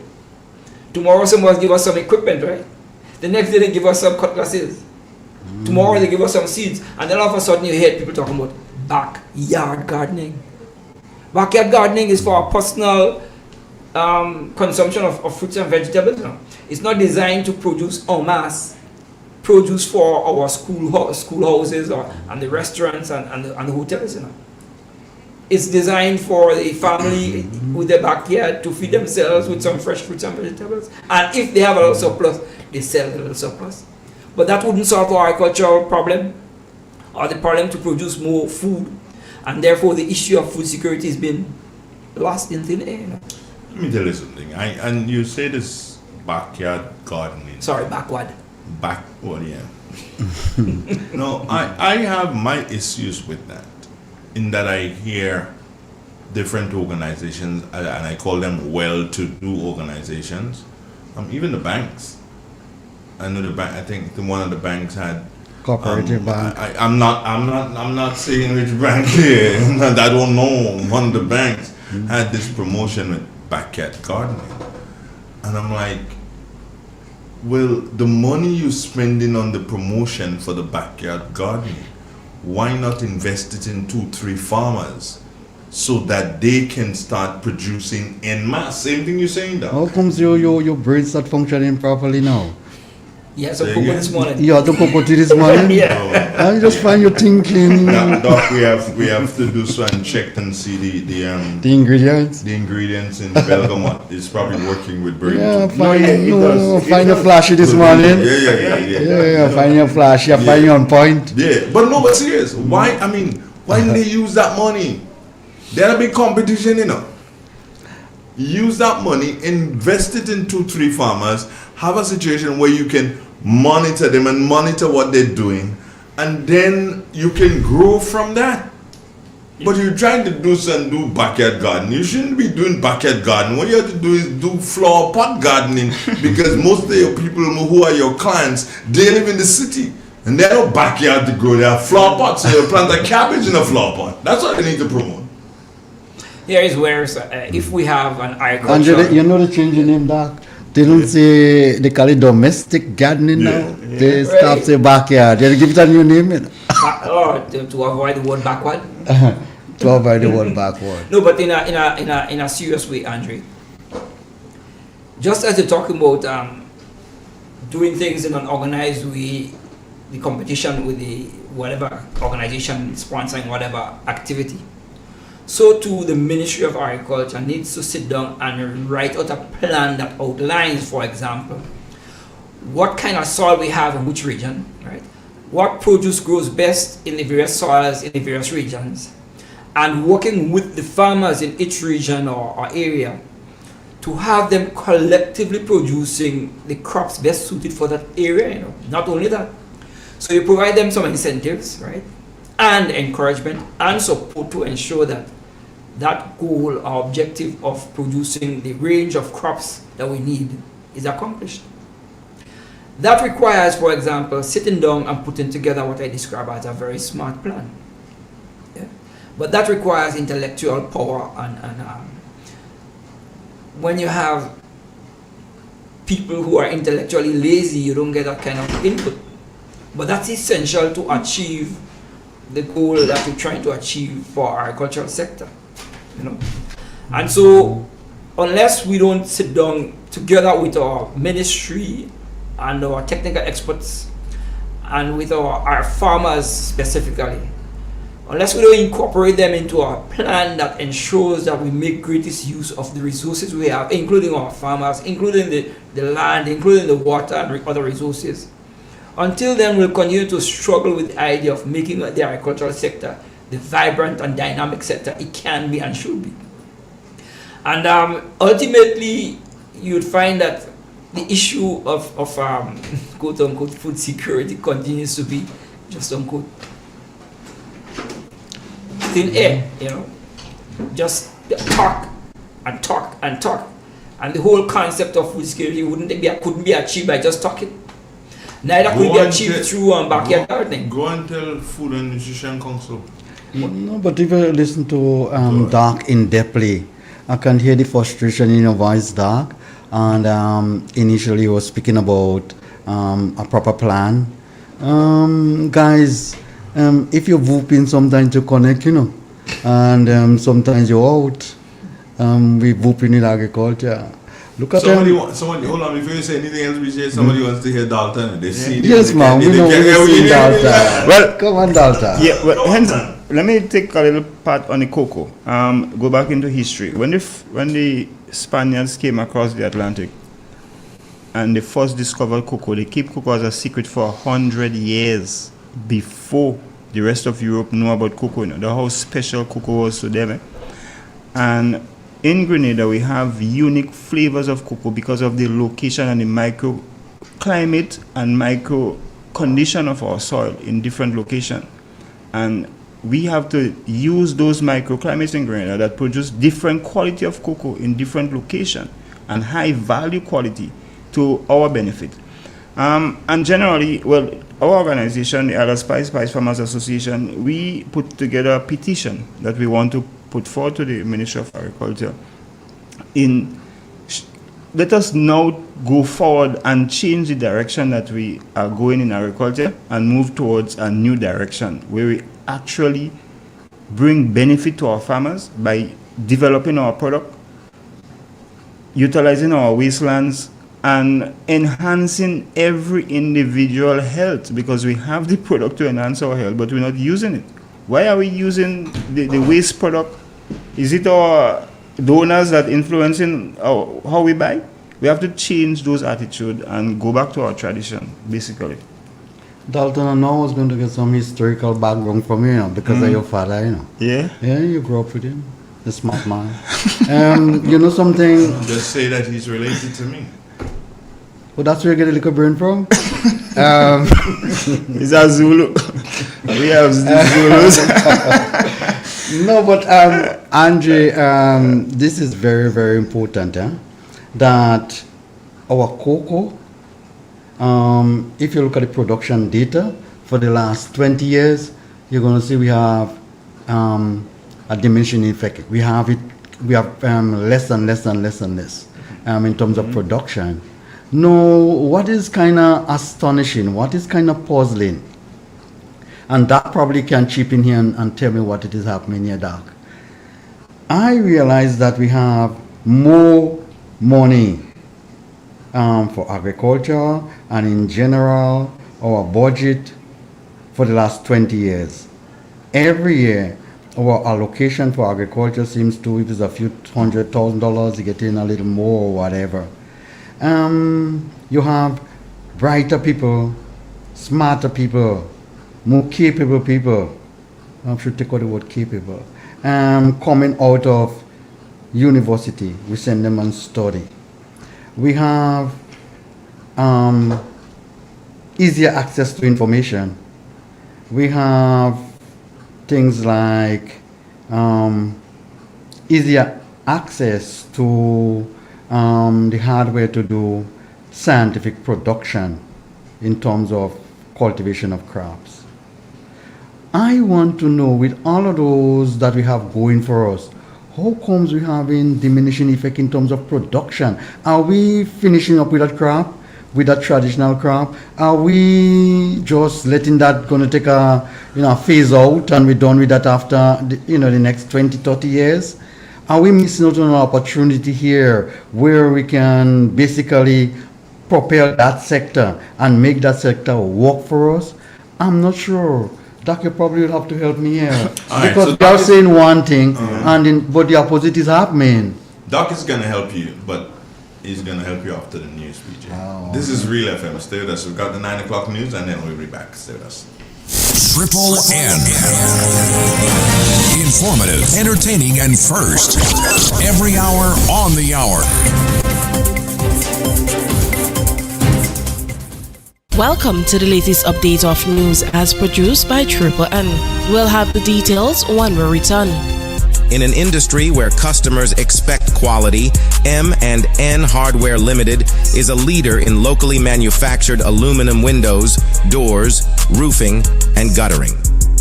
Our manufacturing division is efficient, flexible, and will always go the extra mile to surpass customer expectations. If you need security, sash, casement, or projected windows, we're able to do it. Our security and heavy-duty doors are state-of-the-art and can be customized specifically for you. Using innovative coating technologies and protective film, our roofing and guttering is weather-resistant, providing outstanding color retention for many years.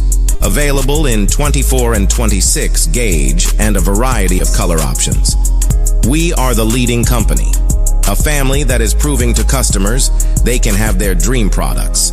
M&N Hardware Limited. Foundation to roof, let's build together. Hello and welcome back. The Honorable Deacon Mitchell, Prime Minister of Grenada and CARICOM's lead head of government for science and technology, has shared a vision for a single CARICOM ICT space. In delivering the keynote address at Cantu's 40th annual conference at the Grand Hyatt, Bahama, he urged heads of governments, industry leaders, policymakers, and innovators to seize the milestone moment to reimagine and accelerate the digital future of the region. In in the region in Barbados. As Barbados opens its doors to citizens of 4 CARICOM member states, Barbados' ambassador to CARICOM, His Excellency David Pamison, stresses that the CARICOM Treaty provides for some precautions. He was speaking during CBC's Morning Barbados on the free movement of Caribbean nationals of 4 countries come October 1st. Additionally, Ambassador Commission says the state is entitled to refuse entry if a person is likely to become a charge on the public purse. For example, Article 226, nothing in this chapter shall be construed as preventing the adoption or enforcement by any member state of measures to protect public morals or to maintain public order and safety. So, for example, a state would be entitled, if a person is a national security threat, if a person is a criminal, you're entitled to say, nope, no, we're not allowing you in because you are a threat. You will be a threat to the safety. So, although it is free movement, there are certain safeguards. You can keep out the criminals. You can keep out anybody who clearly is not going to be coming to add any value to your society, to be a drain on the society. So you can keep out those persons, and if they do come in, a person comes in, breaks the law, you can put them out. You can deny them that right. And in sports, the National Stadium in Kingston is set to undergo a grand transformation with construction on a state-of-the-art facility scheduled to begin in 2026 and a full completion anticipated by 2029. The ambitious redevelopment was unveiled during a press conference hosted by the Ministry of Culture, Gender, Entertainment and Sports. Leading the design is UK-based from Ryder Architecture, represented by Director Jonathan C. Batcher, who described the project as a vision that celebrates both a place and a people. This ends the latest update of news as produced by Triple N. I am your presenter, Kira Gonpot, thanking you for joining us.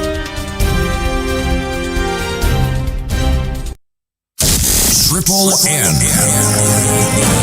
Informative, entertaining, and first. Every hour on the hour. In Grenada, we supply fertilizers, herbicides, seedlings and nursery supplies, diesel water pumps, walk-behind tillers, organic and environmentally friendly agricultural inputs. We're serving you from 2 locations at Birch Grove and booth 34 at the Vendors Market in Grenville.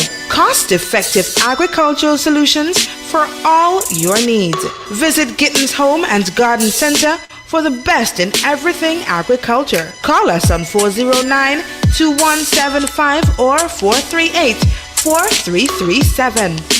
Gittins Home and Garden Center, from your farm to your backyard. Step inside. Immerse yourself in colors that come alive. Color by Sissons. Let your imagination run wild. Surround yourself in a world of color. Color by Sissons. Endless inspiration. Bold expression. Bold expression. Color by Sissons. Sissons. Express your style with Color by Sissons. Are you ready to take your brand to the next level? Look no further than the Chameleon Design Studios, the creative powerhouse behind Key Central and dozens of standout brands across Grenada and beyond. From web designs, animations, and motion graphics to custom video productions, we bring your visions to life with unmatched efficiency and professionalism. Need a logo? Logo design starts at just $1,500, and our starter pack includes brochures, call cards, and letterheads.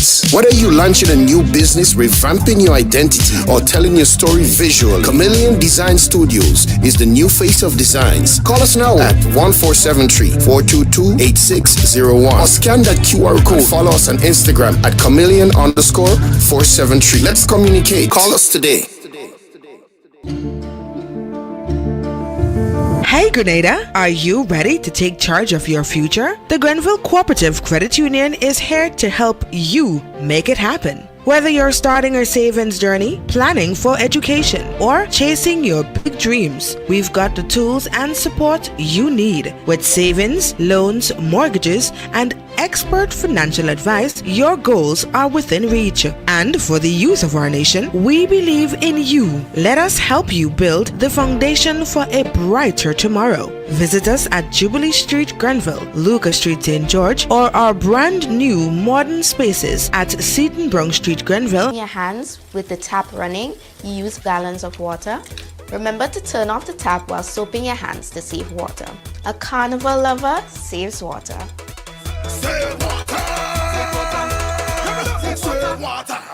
Carnival Tuesday in Sates will not be the same as we get set to play a mass in the biggest Tuesday night mass band, Sweet Life. Sweet Life, the official Tuesday night mass band in Sates. I just get all kind of symptoms.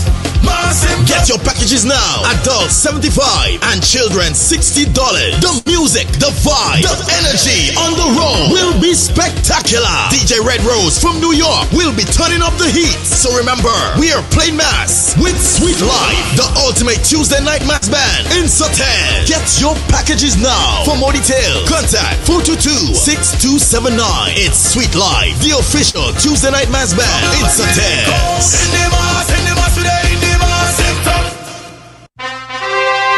Grenada, one of the most anticipated soca monarch, is back. Are you ready? As Bad Squad and Pump Life Entertainment presents Bad Squad Soca Monarch 2025. Who will it be on the night of Friday, July 18th? I don't get all kind of symptoms. Come support your favorite artist. Will Soca E.T. defend his crown? Time will tell. Up to $20,000 in prizes to be won. The grand final at the Breakwater Project, downtown Sates. It's Bad Squad Soca Monarch 2025. Carnival Tuesday in Sates will not be the same as we get set to play a mass in the biggest Tuesday night mass band, Sweet Life. Sweet Life, the official Tuesday night mass band in Sates. I just get all kind of symptoms. Get your packages now. Adults $75 and children $60. The music, the vibe, the energy on the road will be spectacular. DJ Red Rose from New York will be turning up the heat. So remember, we are playing mass with Sweet Life, the ultimate Tuesday night mass band in Sates. Get your packages now. For more detail, contact 422-6279. It's Sweet Life, the official Tuesday night mass band in Sates. Real expression on 919 Real FM. Unfiltered truth, cultural pride, and the power of radio to amplify voices in Grenada. Whoa! Tune in on the spice side, where the airwaves free read. A night for my night. On the radio see. Whoa! No sugar-coated lyrics, no fabricated vibe, just the raw truth a flow like Mount Kwakwa tribe. Ooh. From Grand Anse to St. George, this the people them a shout. Real expression now hide, let your heart pour out. Ooh. Oh. Microphone to the heavens, the signal strong and clear. Voices of the voiceless, the oppressed, the sincere. Real FM, the vessel, your message fill the air. Speak your truth, Grenada, where your heart there. Real expression, real connection. 91.9, the righteous reflection. From the hills to the harbor, hear the nation sing. Real FM, the sound where make freedom ring. Real expression, real connection. 91.9, the righteous reflection. From the hills to the harbor, hear the nation sing. Real FM, the sound where make freedom ring. Shaman chant the blues, farmer hymn the rain. Mama shares her wisdom, youth them chant for change. The radio no silence the struggles we face. Amplify the joy, the pain, the grace. Not making of the rhythm, cocoa in the bass. Real FM hold the mirror to the spice all face.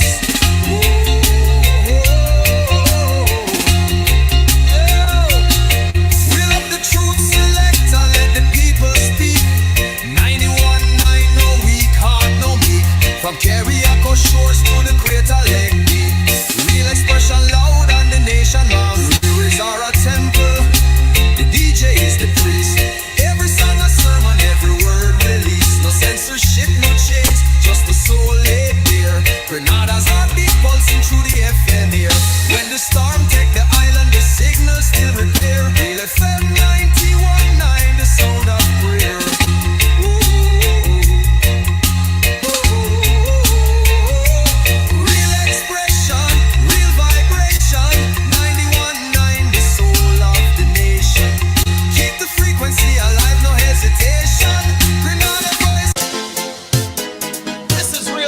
Xpressions Agriculture Thursday, only on 91.9 Real FM.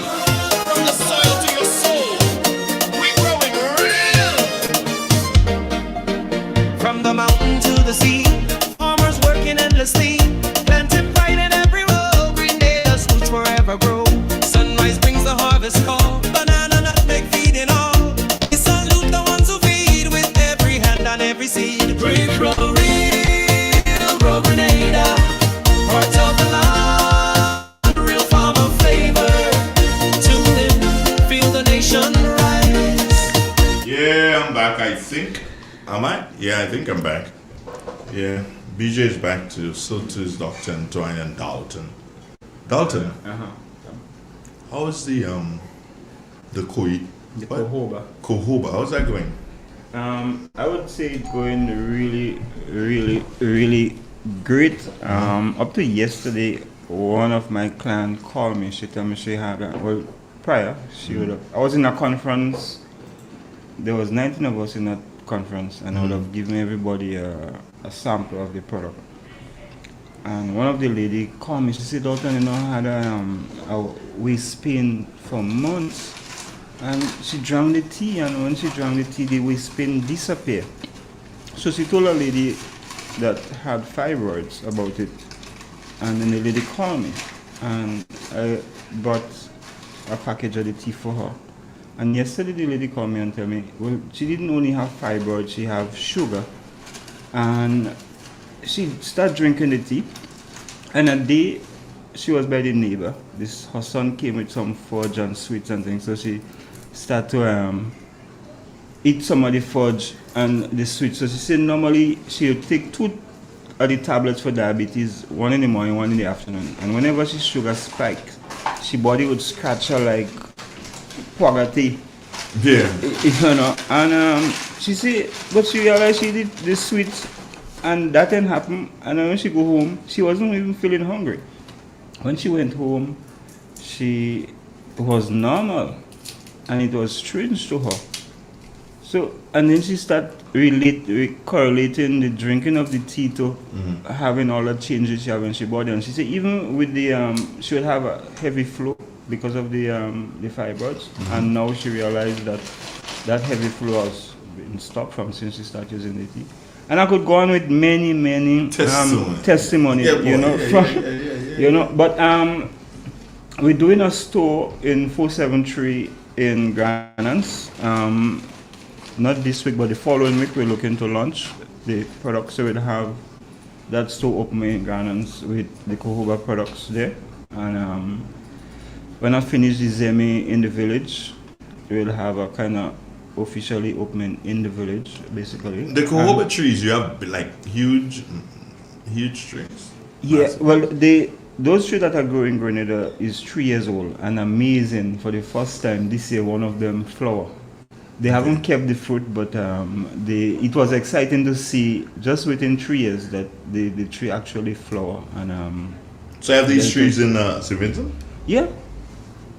In St. Vincent, I rediscovered the Cohoba tree. You know? Okay, so and the trees, massive one, like big ones? Yeah, massive. Yeah, I have a forest. I have a forest of Cohoba in St. Vincent. A forest? Yeah, basically.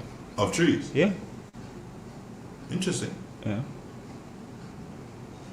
Interesting. Very interesting. Natural products. You know. And, so how come you implant like a forest in Grenada yet? No, I have a few trees by me, which I have 20 trees are growing on my property here. And because the Cohoba, but international law protects the Kalinago village with the growing of the Cohoba and the Cohoba itself. Apart from all the benefits the tea has, the Cohoba is the only plant also that produces 3 different types of psychedelics. And and those psychedelics are very, very expensive. We're talking about cocoa move from X to X, 300% increase, and how lucrative it is. The Cohoba, one of those, the Cohoba products now is what the pharmaceutical company wants to use to cure mental health. And one of the compound sells for over $400 per gram. So after I rediscovered the product, the cohoba in St. Vincent, that helped influence the government of St. Vincent to get into the production of psychedelics. So there is a legislation already drafted. It was sent back to the drafter recently. And hopefully before the year ends, it reads in Parliament and we get that going in St. Vincent. Also recently too, we discovered a cohoba pipe in La Poterie. And that is like crown of the jewel for me, because St. Vincent was the only place you could have gone to the museum and have a cohoba tour, where you see the cohoba artifacts that was there for centuries ago. Matter of fact, the oldest known artifact was discovered in St. Vincent, which is a 4,000-year-old artifact related to the cohoba. What is it? It's a cohoba pipe, and it's... To smoke weed? No, cohoba. And it... BJ would like it. The carving on that pipe is a parrot. You don't want to smoke cohoba?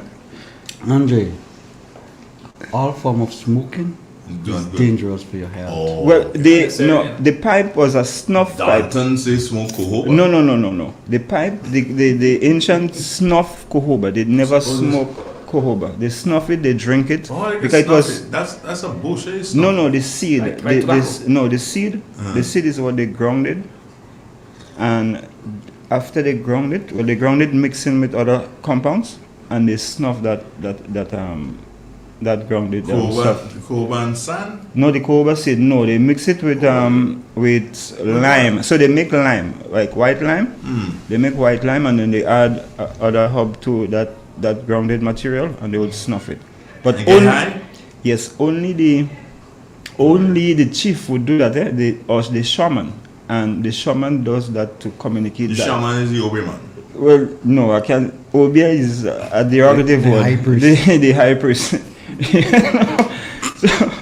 So he's the one that would use that, and that is why we thought the plant was eradicated and extinct, because they said that they use it to communicate with God, and immediately the Europeans branded the plant as a blasphemy plant and they tried to eradicate it. Even here in La Poterie, when cohoba caused the first revolution, when Francois Dubout, that was the French governor, he tell the priest he going in La Poterie for the chief ward, who was the shaman, to turn him into the devil, meaning to use the cohoba. He came to La Poterie, he used the cohoba, and he went back to St. George's. They executed him on the foot. So that was the first revolution during colonization in Grenada, the use of the cohoba. So that cohoba was really fearful, and we thought it was really extinct. Matter of fact, in Dr. Guido and the Marcel book that they wrote, they mentioned it and mentioned that it was not seen in Grenada anymore. But recently, the head of the antiquities in France, they're putting on a big exhibition in Martinique come December, and they invited me to that exhibition, and they also want to do, because I sent picture for them of the recent discovery of the cohoba pipe, so they want us to work together now to do some serious testing and archaeological work on it, because it now spiked some great interest. So on the archaeological side, with the cohoba, it's becoming a talking thing now with me and the French. And on the herbal side, a lot of people realizing the benefit as they start using it. So I only see something great going to the future. St. Vincent, we were looking to go into the psychedelic aspect of it. In Grenada, when the village is completed, I think that would be a new magnet for people. Instead of going to South America to do ayahuasca, they would now come to Grenada to do cohoba. And I think mental health would be the thing of the past for us. Everybody would get back sane and normal. That's my hope and dream, and tribute to the cohoba, basically. So that's where I'm at currently. But I can't wait for us to open that store in Granans, and people would be able to get and then take that off my head, just do the supplies, and people will be able to get the tea, as frequent as they want to use it. Somebody's asking if there's another name for cohoba.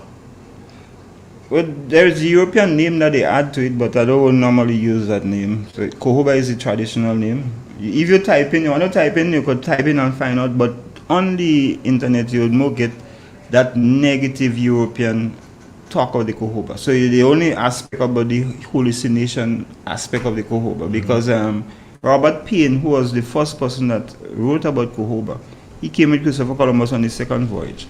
And his observation of the cohoba, because he was a priest and they sent him to know documented history. So archaeology and history started from Payne, and he would have had that negative connection to cohoba from day one, you know. But now we're looking at the health benefits and the importance of the cohoba. We could understand why our ancient culture in the Caribbean really had cohoba as the main plant, both for the religious aspect and the health aspect, you know. Yeah. Doc, does Dalton need medical information to back what he's saying in relation to cohoba? Generally, one of the things we need to be extremely cautious about is the need to ensure that we have scientific data to support any claim we make, right? And it's important that when claims are made, that there be evidence, reported evidence, published evidence that relates and correlates or corroborates the claims that are made. So in a situation like in Dalton's situation, one of the things I probably do is to exercise caution in some of the claims that I make. It's fine to refer to or make reference to the anecdotal reports, you know, that are or feedback he gets from various users of the product. The evidence of the analyses that he did would be part of the scientific basis for explanation of the mental health benefits of the product. So yeah, it is always important to ensure that whatever claims are made, that there is some scientific basis for supporting and backing up that claim. He's going to open up a shop to sell these things, right, Doctor? Yeah, but he needs to be cautious with the claims that he put the mix in. So what if he just sells it and he just leaves it up to you? Traditional herb, yes. So you can, is that what you're doing, Dalton? A Traditional herb shop? Yeah. So cohoba would not be the only one available there, would it? No. They would have cocoa and other local Okay, stuff. so traditional herbs, so you take your pick. Yeah. Yourself and Dalton, tell me what's up with the spice thing? Actually, we're in the process of putting together a petition that makes some recommendations and requests of our government, with the objective of getting our government to focus and put greater attention to the development of the agricultural sector. And that includes, for example, providing incentives to our farmers in the form of subsidies to ensure that our farmers do have a better standard of living, okay? There is no reason why a man should farm for 30, 40 years and he dies and the shot on his back is not his, you know. Well, as has stick now? Has stick in the cocoa industry, sir? So that's one part of it. You're talking about it, you're afraid of Hastic? No, I'm not afraid of Hastic. Hastic knows I'm not afraid of him. He knows I tell him what I want to tell him. But the Cocoa Association has been making some efforts. And while you leave, what is your name as Senator for Agriculture? BJ Friend. Yeah, Sinclair. Take him out. Yeah, but the idea here is to ensure that our farmers get a better hand, a better deal in terms of the inputs and the efforts we make in producing food for the nation. Yes, we're not producing sufficient and necessary food for our people, because we still have a high importation bill for things like carrots and broccoli and other stuff, most of which we could produce here in Grenada if we make the effort. But in the absence of a planned agricultural approach, in the absence of a scientific institution that trains our people how to produce the widest range of green vegetables, for example, kale, cabbage, broccoli, etc. In the absence of incentives to encourage our farmers to produce more of the food that we use on a daily basis, then we'll continue to suffer. I mean, there is no reason why Grenada, with such rich climate of good quality soil and rainfall and rivers and streams, there is no reason why such a high input bill, so we should have such a high food input bill. That's a serious issue, especially for a small developing country. But the potential exists for us to make a difference. And part of the problem we have is the huge amount of agricultural lands, one that are idle, and a significant percentage of those are now being lost due to so-called quote-unquote developmental projects. And in the absence of government taking charge of the situation to ensure that, okay, we now regulate how our lands are used, in terms of zoning of our lands, then we ultimately will end up not having much agricultural lands left, And agricultural lands, by their very nature, represents the basis for the livelihood of many of our farmers, right, and the communities, okay. The source of our food, very important food nutrition, and therefore of food sovereignty, because if we cannot produce the food we need on a daily basis, then we trouble. And thirdly, it's a source of foreign exchange, and we overlook that simple fact. Not only that, we're in a situation where we have farmers literally walking away from the production of nutmeg and cocoa, Andre. The two most important agricultural crop that brings in a significant percentage. Why don't you tell you okay to that? Why is me want to and to see the demise of our nutmeg and cocoa simply because we had a hurricane is not a reality, What? Nutmeg revived after Hurricane Janet, Cocoa revived after Hurricane Janet. So why can't it revive after Beryl? Why should it die? And so here is where the government needs to step in and put together a smart plan that says, okay, no, we need to revive those sectors of our agricultural sector. We need to put in some incentives and ensure that our farmers are provided with the encouragement and support they need for producing those crops, in addition to, at the end of the day, Andre, we, the people, have to make the difference for our agricultural sector. If give government money and say, yo, that for the farmers and them day, that is the money to help them to come back. They can't even get that. How government go to give farmers incentive? They get money to give farmers don't get that yet. Andre, Doc talking about something of extreme importance here. And you did that?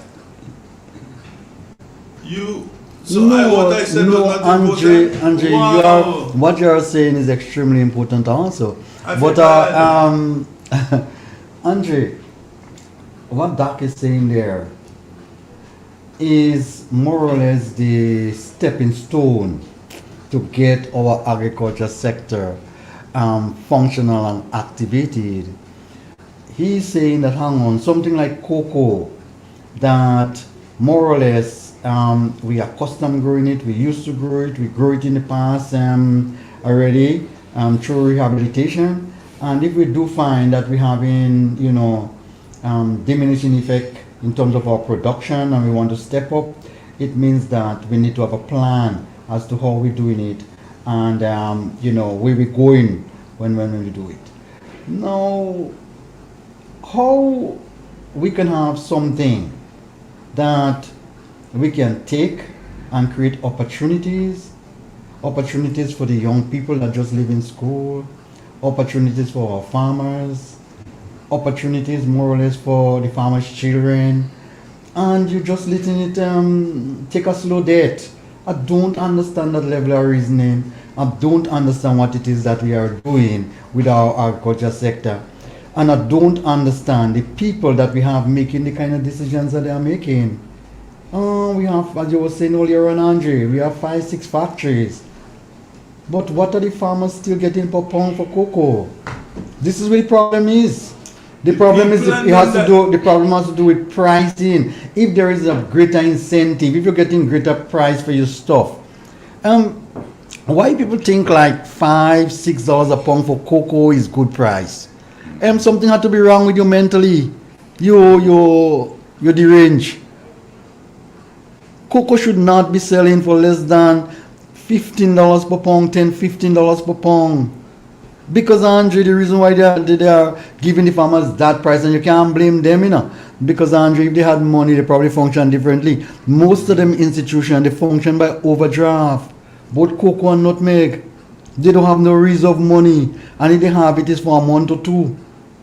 Otherwise, they're on the edge. Bank have to keep hauling and pulling and doing all kind of bag of foolishness with those people. Because the way we choose to function, we're functioning on the edge. We're afraid to invest. Government afraid to get involved. There are some board that they choose from God know when. The manner in which they choose them is insane. The people who they choose don't know what they're about. Where are we going with those kind of institutions? Where are we going in relation to creating opportunities and moving our agriculture sector forward and moving our economy forward? How are we going to have increase in GDP when we functioning in that way?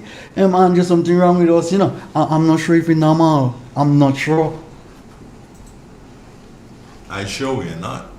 So I don't know how you. Well, Doc maybe can help me out here, because here we are. I remember working at River and Twine, and Doc just came out from abroad, and he called and he said, BJ, you know something? Let's do some partnership.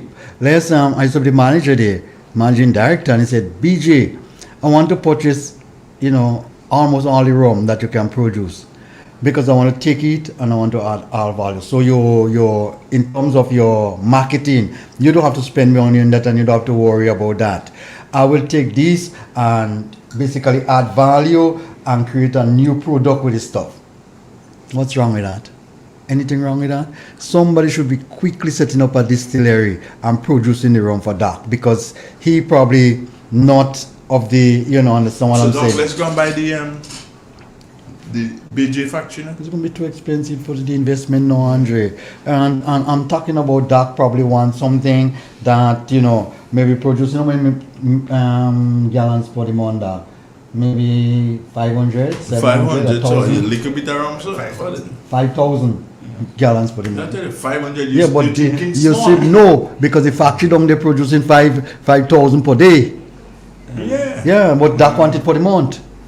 What else you do with the rest of the month? White elephant. No, man drinking rum. Man drinking rum. What's wrong with you?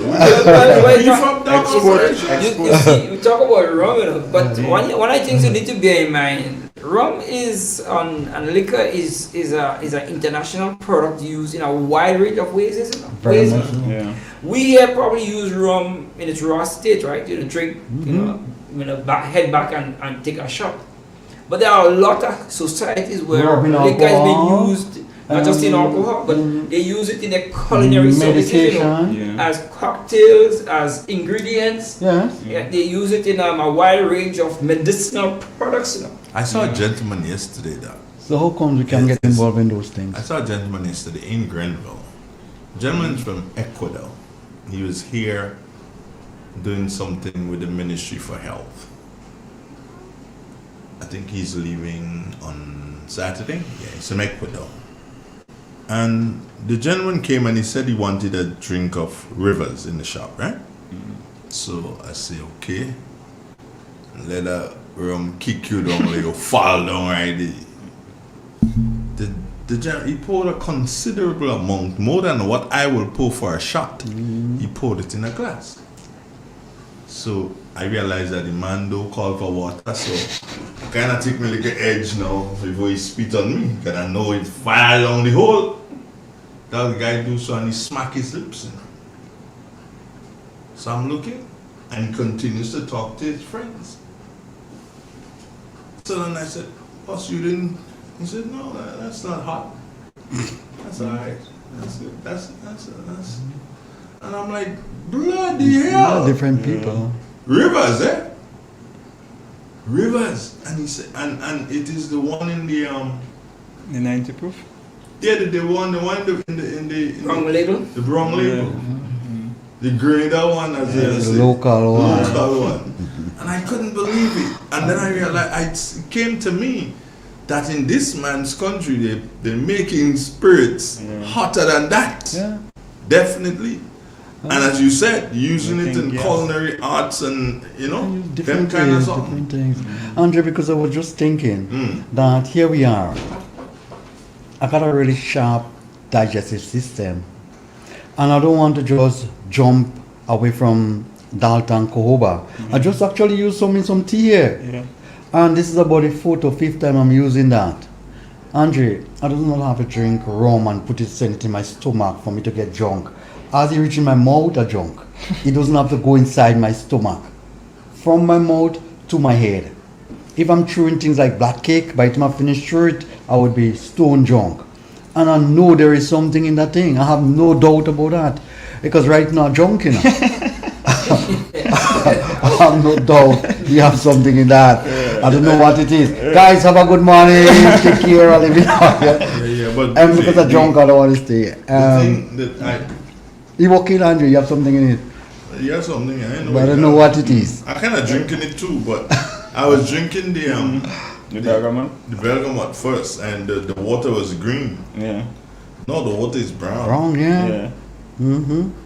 Yeah, the stuff again. The ingredients get extracted into the solvent. You have something in it, Dalton, and I know it have something in it. That is why I put some of the compounds that we discover in the lab on the labeling of the Cohoba. So you have saponin, you have cardioglycosin, and that cardioglycosin is like steroids. And as a result, I look at those different steroids. There's 4 classifications of steroids. Mm-hmm. And one of the psychedelic compound, which is buffenine, produces, matter of fact, you have a receptor in your body just for that same particular Diamonds is what bring me close to God. for that same particular psychedelics. And those are the psychedelics that produces those are the same receptors that utilize those steroids. So I've seen the correlation with the psychedelic and the other benefits that they have naturally in the plants by itself, and how it relates. And imagine that plant produces 3 different types of psychedelics. Yeah, I mean, Dalton, think about it. People had a mysticism about nutmegs. Yeah.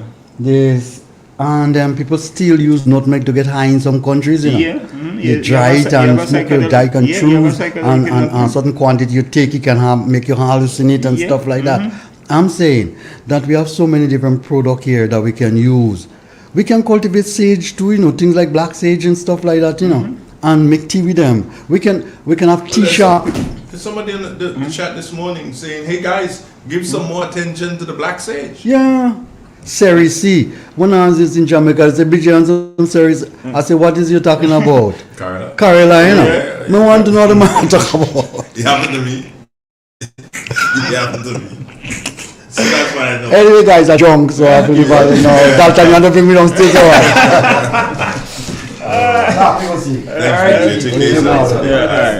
Yeah, bless. Nice seeing you this morning. Take care. Yeah, okay. Nice seeing you. All right.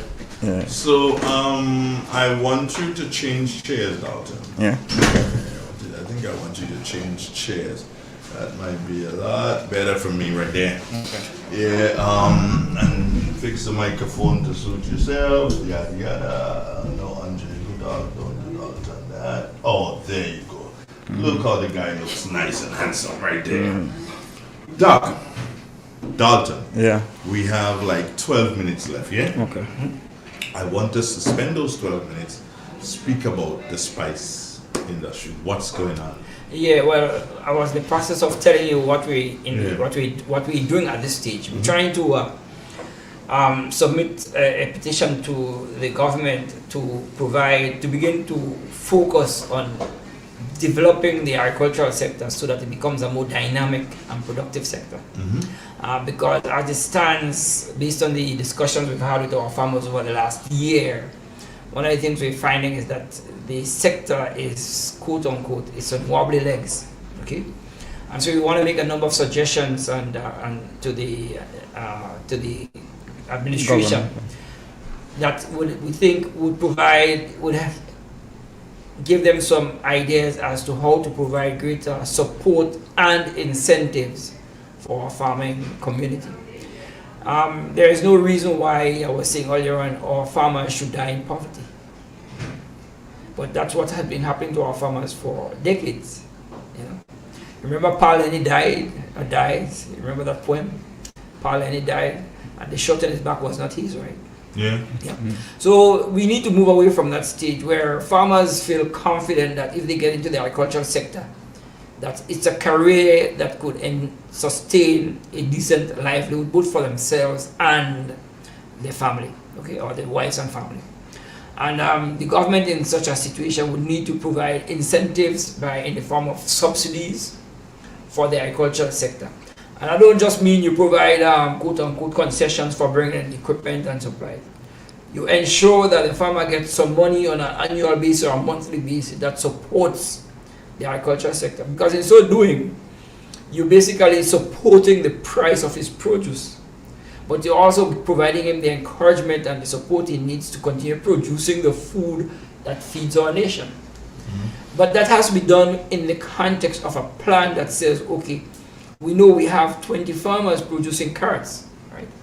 And we know they're producing carrots of a particular quality. We ensure that those carrots get sold in our supermarkets.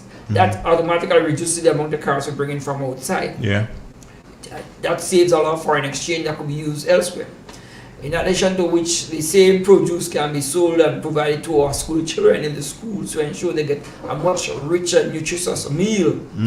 And in so doing, we train them from early how to use our traditional produce, so that by the time they get out of school, university, whatever it is, and they becoming professionals, they are used to using our produce the way they know it.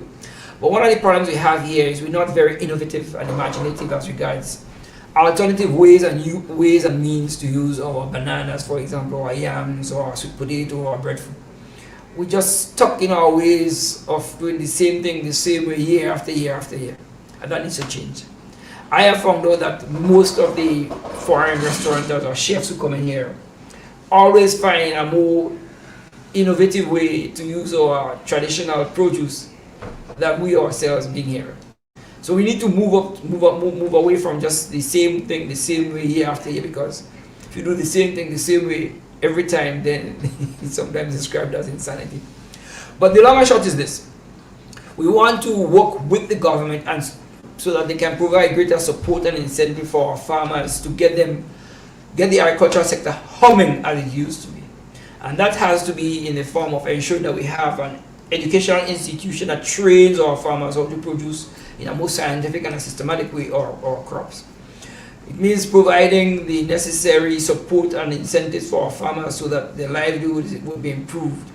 And therefore you provide a basis upon which people leaving school and universities see an opportunity as a career, being in the agricultural sector as a career. There are a lot of aspects to the agricultural sector that require professional skills, but given the limit of our career availabilities and the degree to which we talk about careers in Grenada, a lot of that is lost.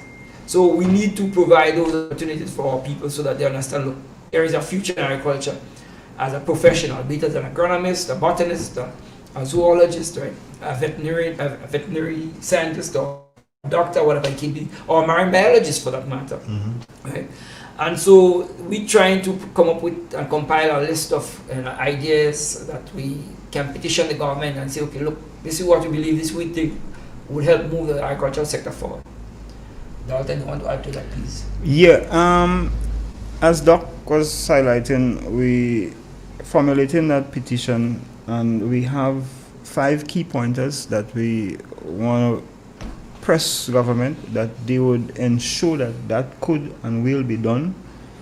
And some of those key pointers are: 1, in the petition, we requesting that they recover money that should have been belonging to the GCNA, I think it's farmers, which is over $8 million. The government should and must recover those. That would assist our nutmeg farmers in recultivating our nutmeg association and employing our farmers in the nutmeg association. We need a policy to sustain, to be fair in our agricultural practices and how we use our farmlands. I mean, we continue to destroy our farmlands, and also by doing that we destroy our future. So if we depend on foreigners to provide our agricultural products for us, then we definitely depending on people to sustain our health, and that would be poor. We have serious problem with microplastics, and because of the food we import, that is grown in this wide commercial usage of dangerous pesticides and other dangerous elements, these things carry on into our food, and we are eating it, and it's affecting us, and we cannot maintain and sustain our health, and the cost of sustaining our health becomes too expensive. So we actually need to look at those things and go back to our local practices of farming. But we have to ensure it with fair policies. We have to create those policies and ensure that it is done so that we could sustain and maintain our food security here in Grenada. So those are some of the key factors that we have in the petition. And also seed banking. We need to have a serious seed banking set up because our local seeds are being eradicated. I mean, look at our mango. I was referring to some mangoes the other day. At one time we say we go in table mangoes, and a lot of people actually cut some of the indigenous mango and plant those 5 main table mangoes that we was exporting, like the Julie mango, the Ceylon, the Imperial, the Peach, and those mango. But those are the same mango now that have the mango weaver. We can export one, but we have a lot of other traditional mangoes that we could develop. And we not protecting those traditions. We need to protect those traditions, and as a country, not just as an individual in the home, even though he had a tree is important to him, but we need to do it as a country, and we have to have those things included in our policies. So that petition would help motivate the government, because it's the cry of the farmers to ensure that those things are done so we will protect our agriculture industry. In a nutshell. Sorry. You go ahead. I wanted to add a couple of things here on the traditional farming techniques we use here in Grenada. We actually losing the traditional way of farming. And one of the things our farmers used to practice in years gone by was quote-unquote windbreaks. Windbreaks had a serious and major significant function in the agricultural sector. And what we observe is that windbreaks are being lost. And with the loss of windbreaks, we get greater loss of crops. And not just loss of crops, the productivity of the crops in the field is reduced because of loss of blossom. Okay? So that's one aspect of it. The other traditional thing we did was intercropping, right? Where we have 3-4 different crops in the same field, which tends to protect from the disease outbreaks and spread, and therefore total loss of a whole field of a monocrop. Practiced over the years by our farmers, which were very effective and ensured that our agricultural sector thrived over the years. There's a point in time when the Nutmeg Association had several millions of dollars in reserve. If that money was invested in an agricultural bank, our farmers today would have been able to get easy loans and cheap loans to sustain and agricultural practices as well as their livelihood. Why would you take all the money you have and invest it in your personnel by paying them salaries? Doesn't make sense in the first instance, because personnel come and go, right? But if you invest in assets, they remain there and they produce greater wealth for the future generations. And so of your assets is important, which is why I still am baffled as to why the Nutmeg Association would have abandoned the nutmeg oil plant in Mali. I just want to ask you, what's up with that? That's still in decay. In decay mood. Goddess, these days, she's Divine Bella out in Texas. She wants to know, how come you have a forest in St. Vincent and you have 23 in Grenada? In Grenada. Make that make sense. Well, to her, make that make sense. St. Vincent, I rediscovering the plant in St. Vincent. St. Vincent immediately become excited because they gain now into what they call alternative medicine. So they create a whole department, the government, put money into doing an alternative medicine program in St. Vincent. And a lot of people came in, a lot of foreign companies came in to grow mushrooms for the psilocybins and all these things, because everything is about mental health now. And to the amazement of most of these people, they didn't realize we had a plant in the Caribbean that contains those most important psychedelics as it relates for mental health, and so immediately I knew how important the plant was, because we have the history, we have the archaeology of the plant for over 4,000 years. It was ignored then, and I guess that's why the world is suffering with all this mental health. We have to now come back to that same plant. So St. Vincent was part of my motivation. So it's obvious in that sense. It had, and because the family lands where we discovered the cohoba, it was abandoned for like more than 30 years. So the cohoba would have gotten time to strive and did well. How much land is that though? About 100 acres. And you have about 20 acres of cohoba? Acreage, I ain't seen. I can't say how much acres in cohoba. That's okay, he's entitled to do that. He needs to protect his interests. But you have a few trees. Yeah, I have a lot of trees. Yeah. And somebody just sent me and says, Andre, how much is the tea? Can I buy it? Where can I buy it? You could contact me at the pouch is $50 EC a pouch. You would get over 30 grams in it. What is 30 grams? Tell the person it's 10 ounces, 5 ounces. This is a grams. But no, this thing never caught on. You know that? Well, we had to catch on with the gram because I would give you the direction to use in gram or teaspoon. So you yeah. So that's what I mentioned in gram. One of the things he didn't catch on because the metric system was not persistent in the school system. Yeah. Again. Yeah. And we are behind, Of course. Even though the metric system is Europe-centric, we continue to adapt a lot of our programs to the American system where they retain the imperial measures, and that's to our detriment because it leaves us confused in the first instance. Yeah. What message are you leaving this morning, Doc, to the people of the nation? What are you telling them? Basically, I want us to be hopeful and believe in ourselves that we as a people can and should make a difference in helping to build our society. Mm-hmm. At the end of the day, our society has to be built by our own hands. And in order to do that, we have to be hopeful, but we also need the support and encouragement of the institutions and power that be to ensure that they provide that foundational assistance necessary to move our agricultural sector specifically forward. But it has to be combined, and it must be in collaboration with better quality education and agricultural institution and incentives and encouragement for our farmers in the form of subsidies, right?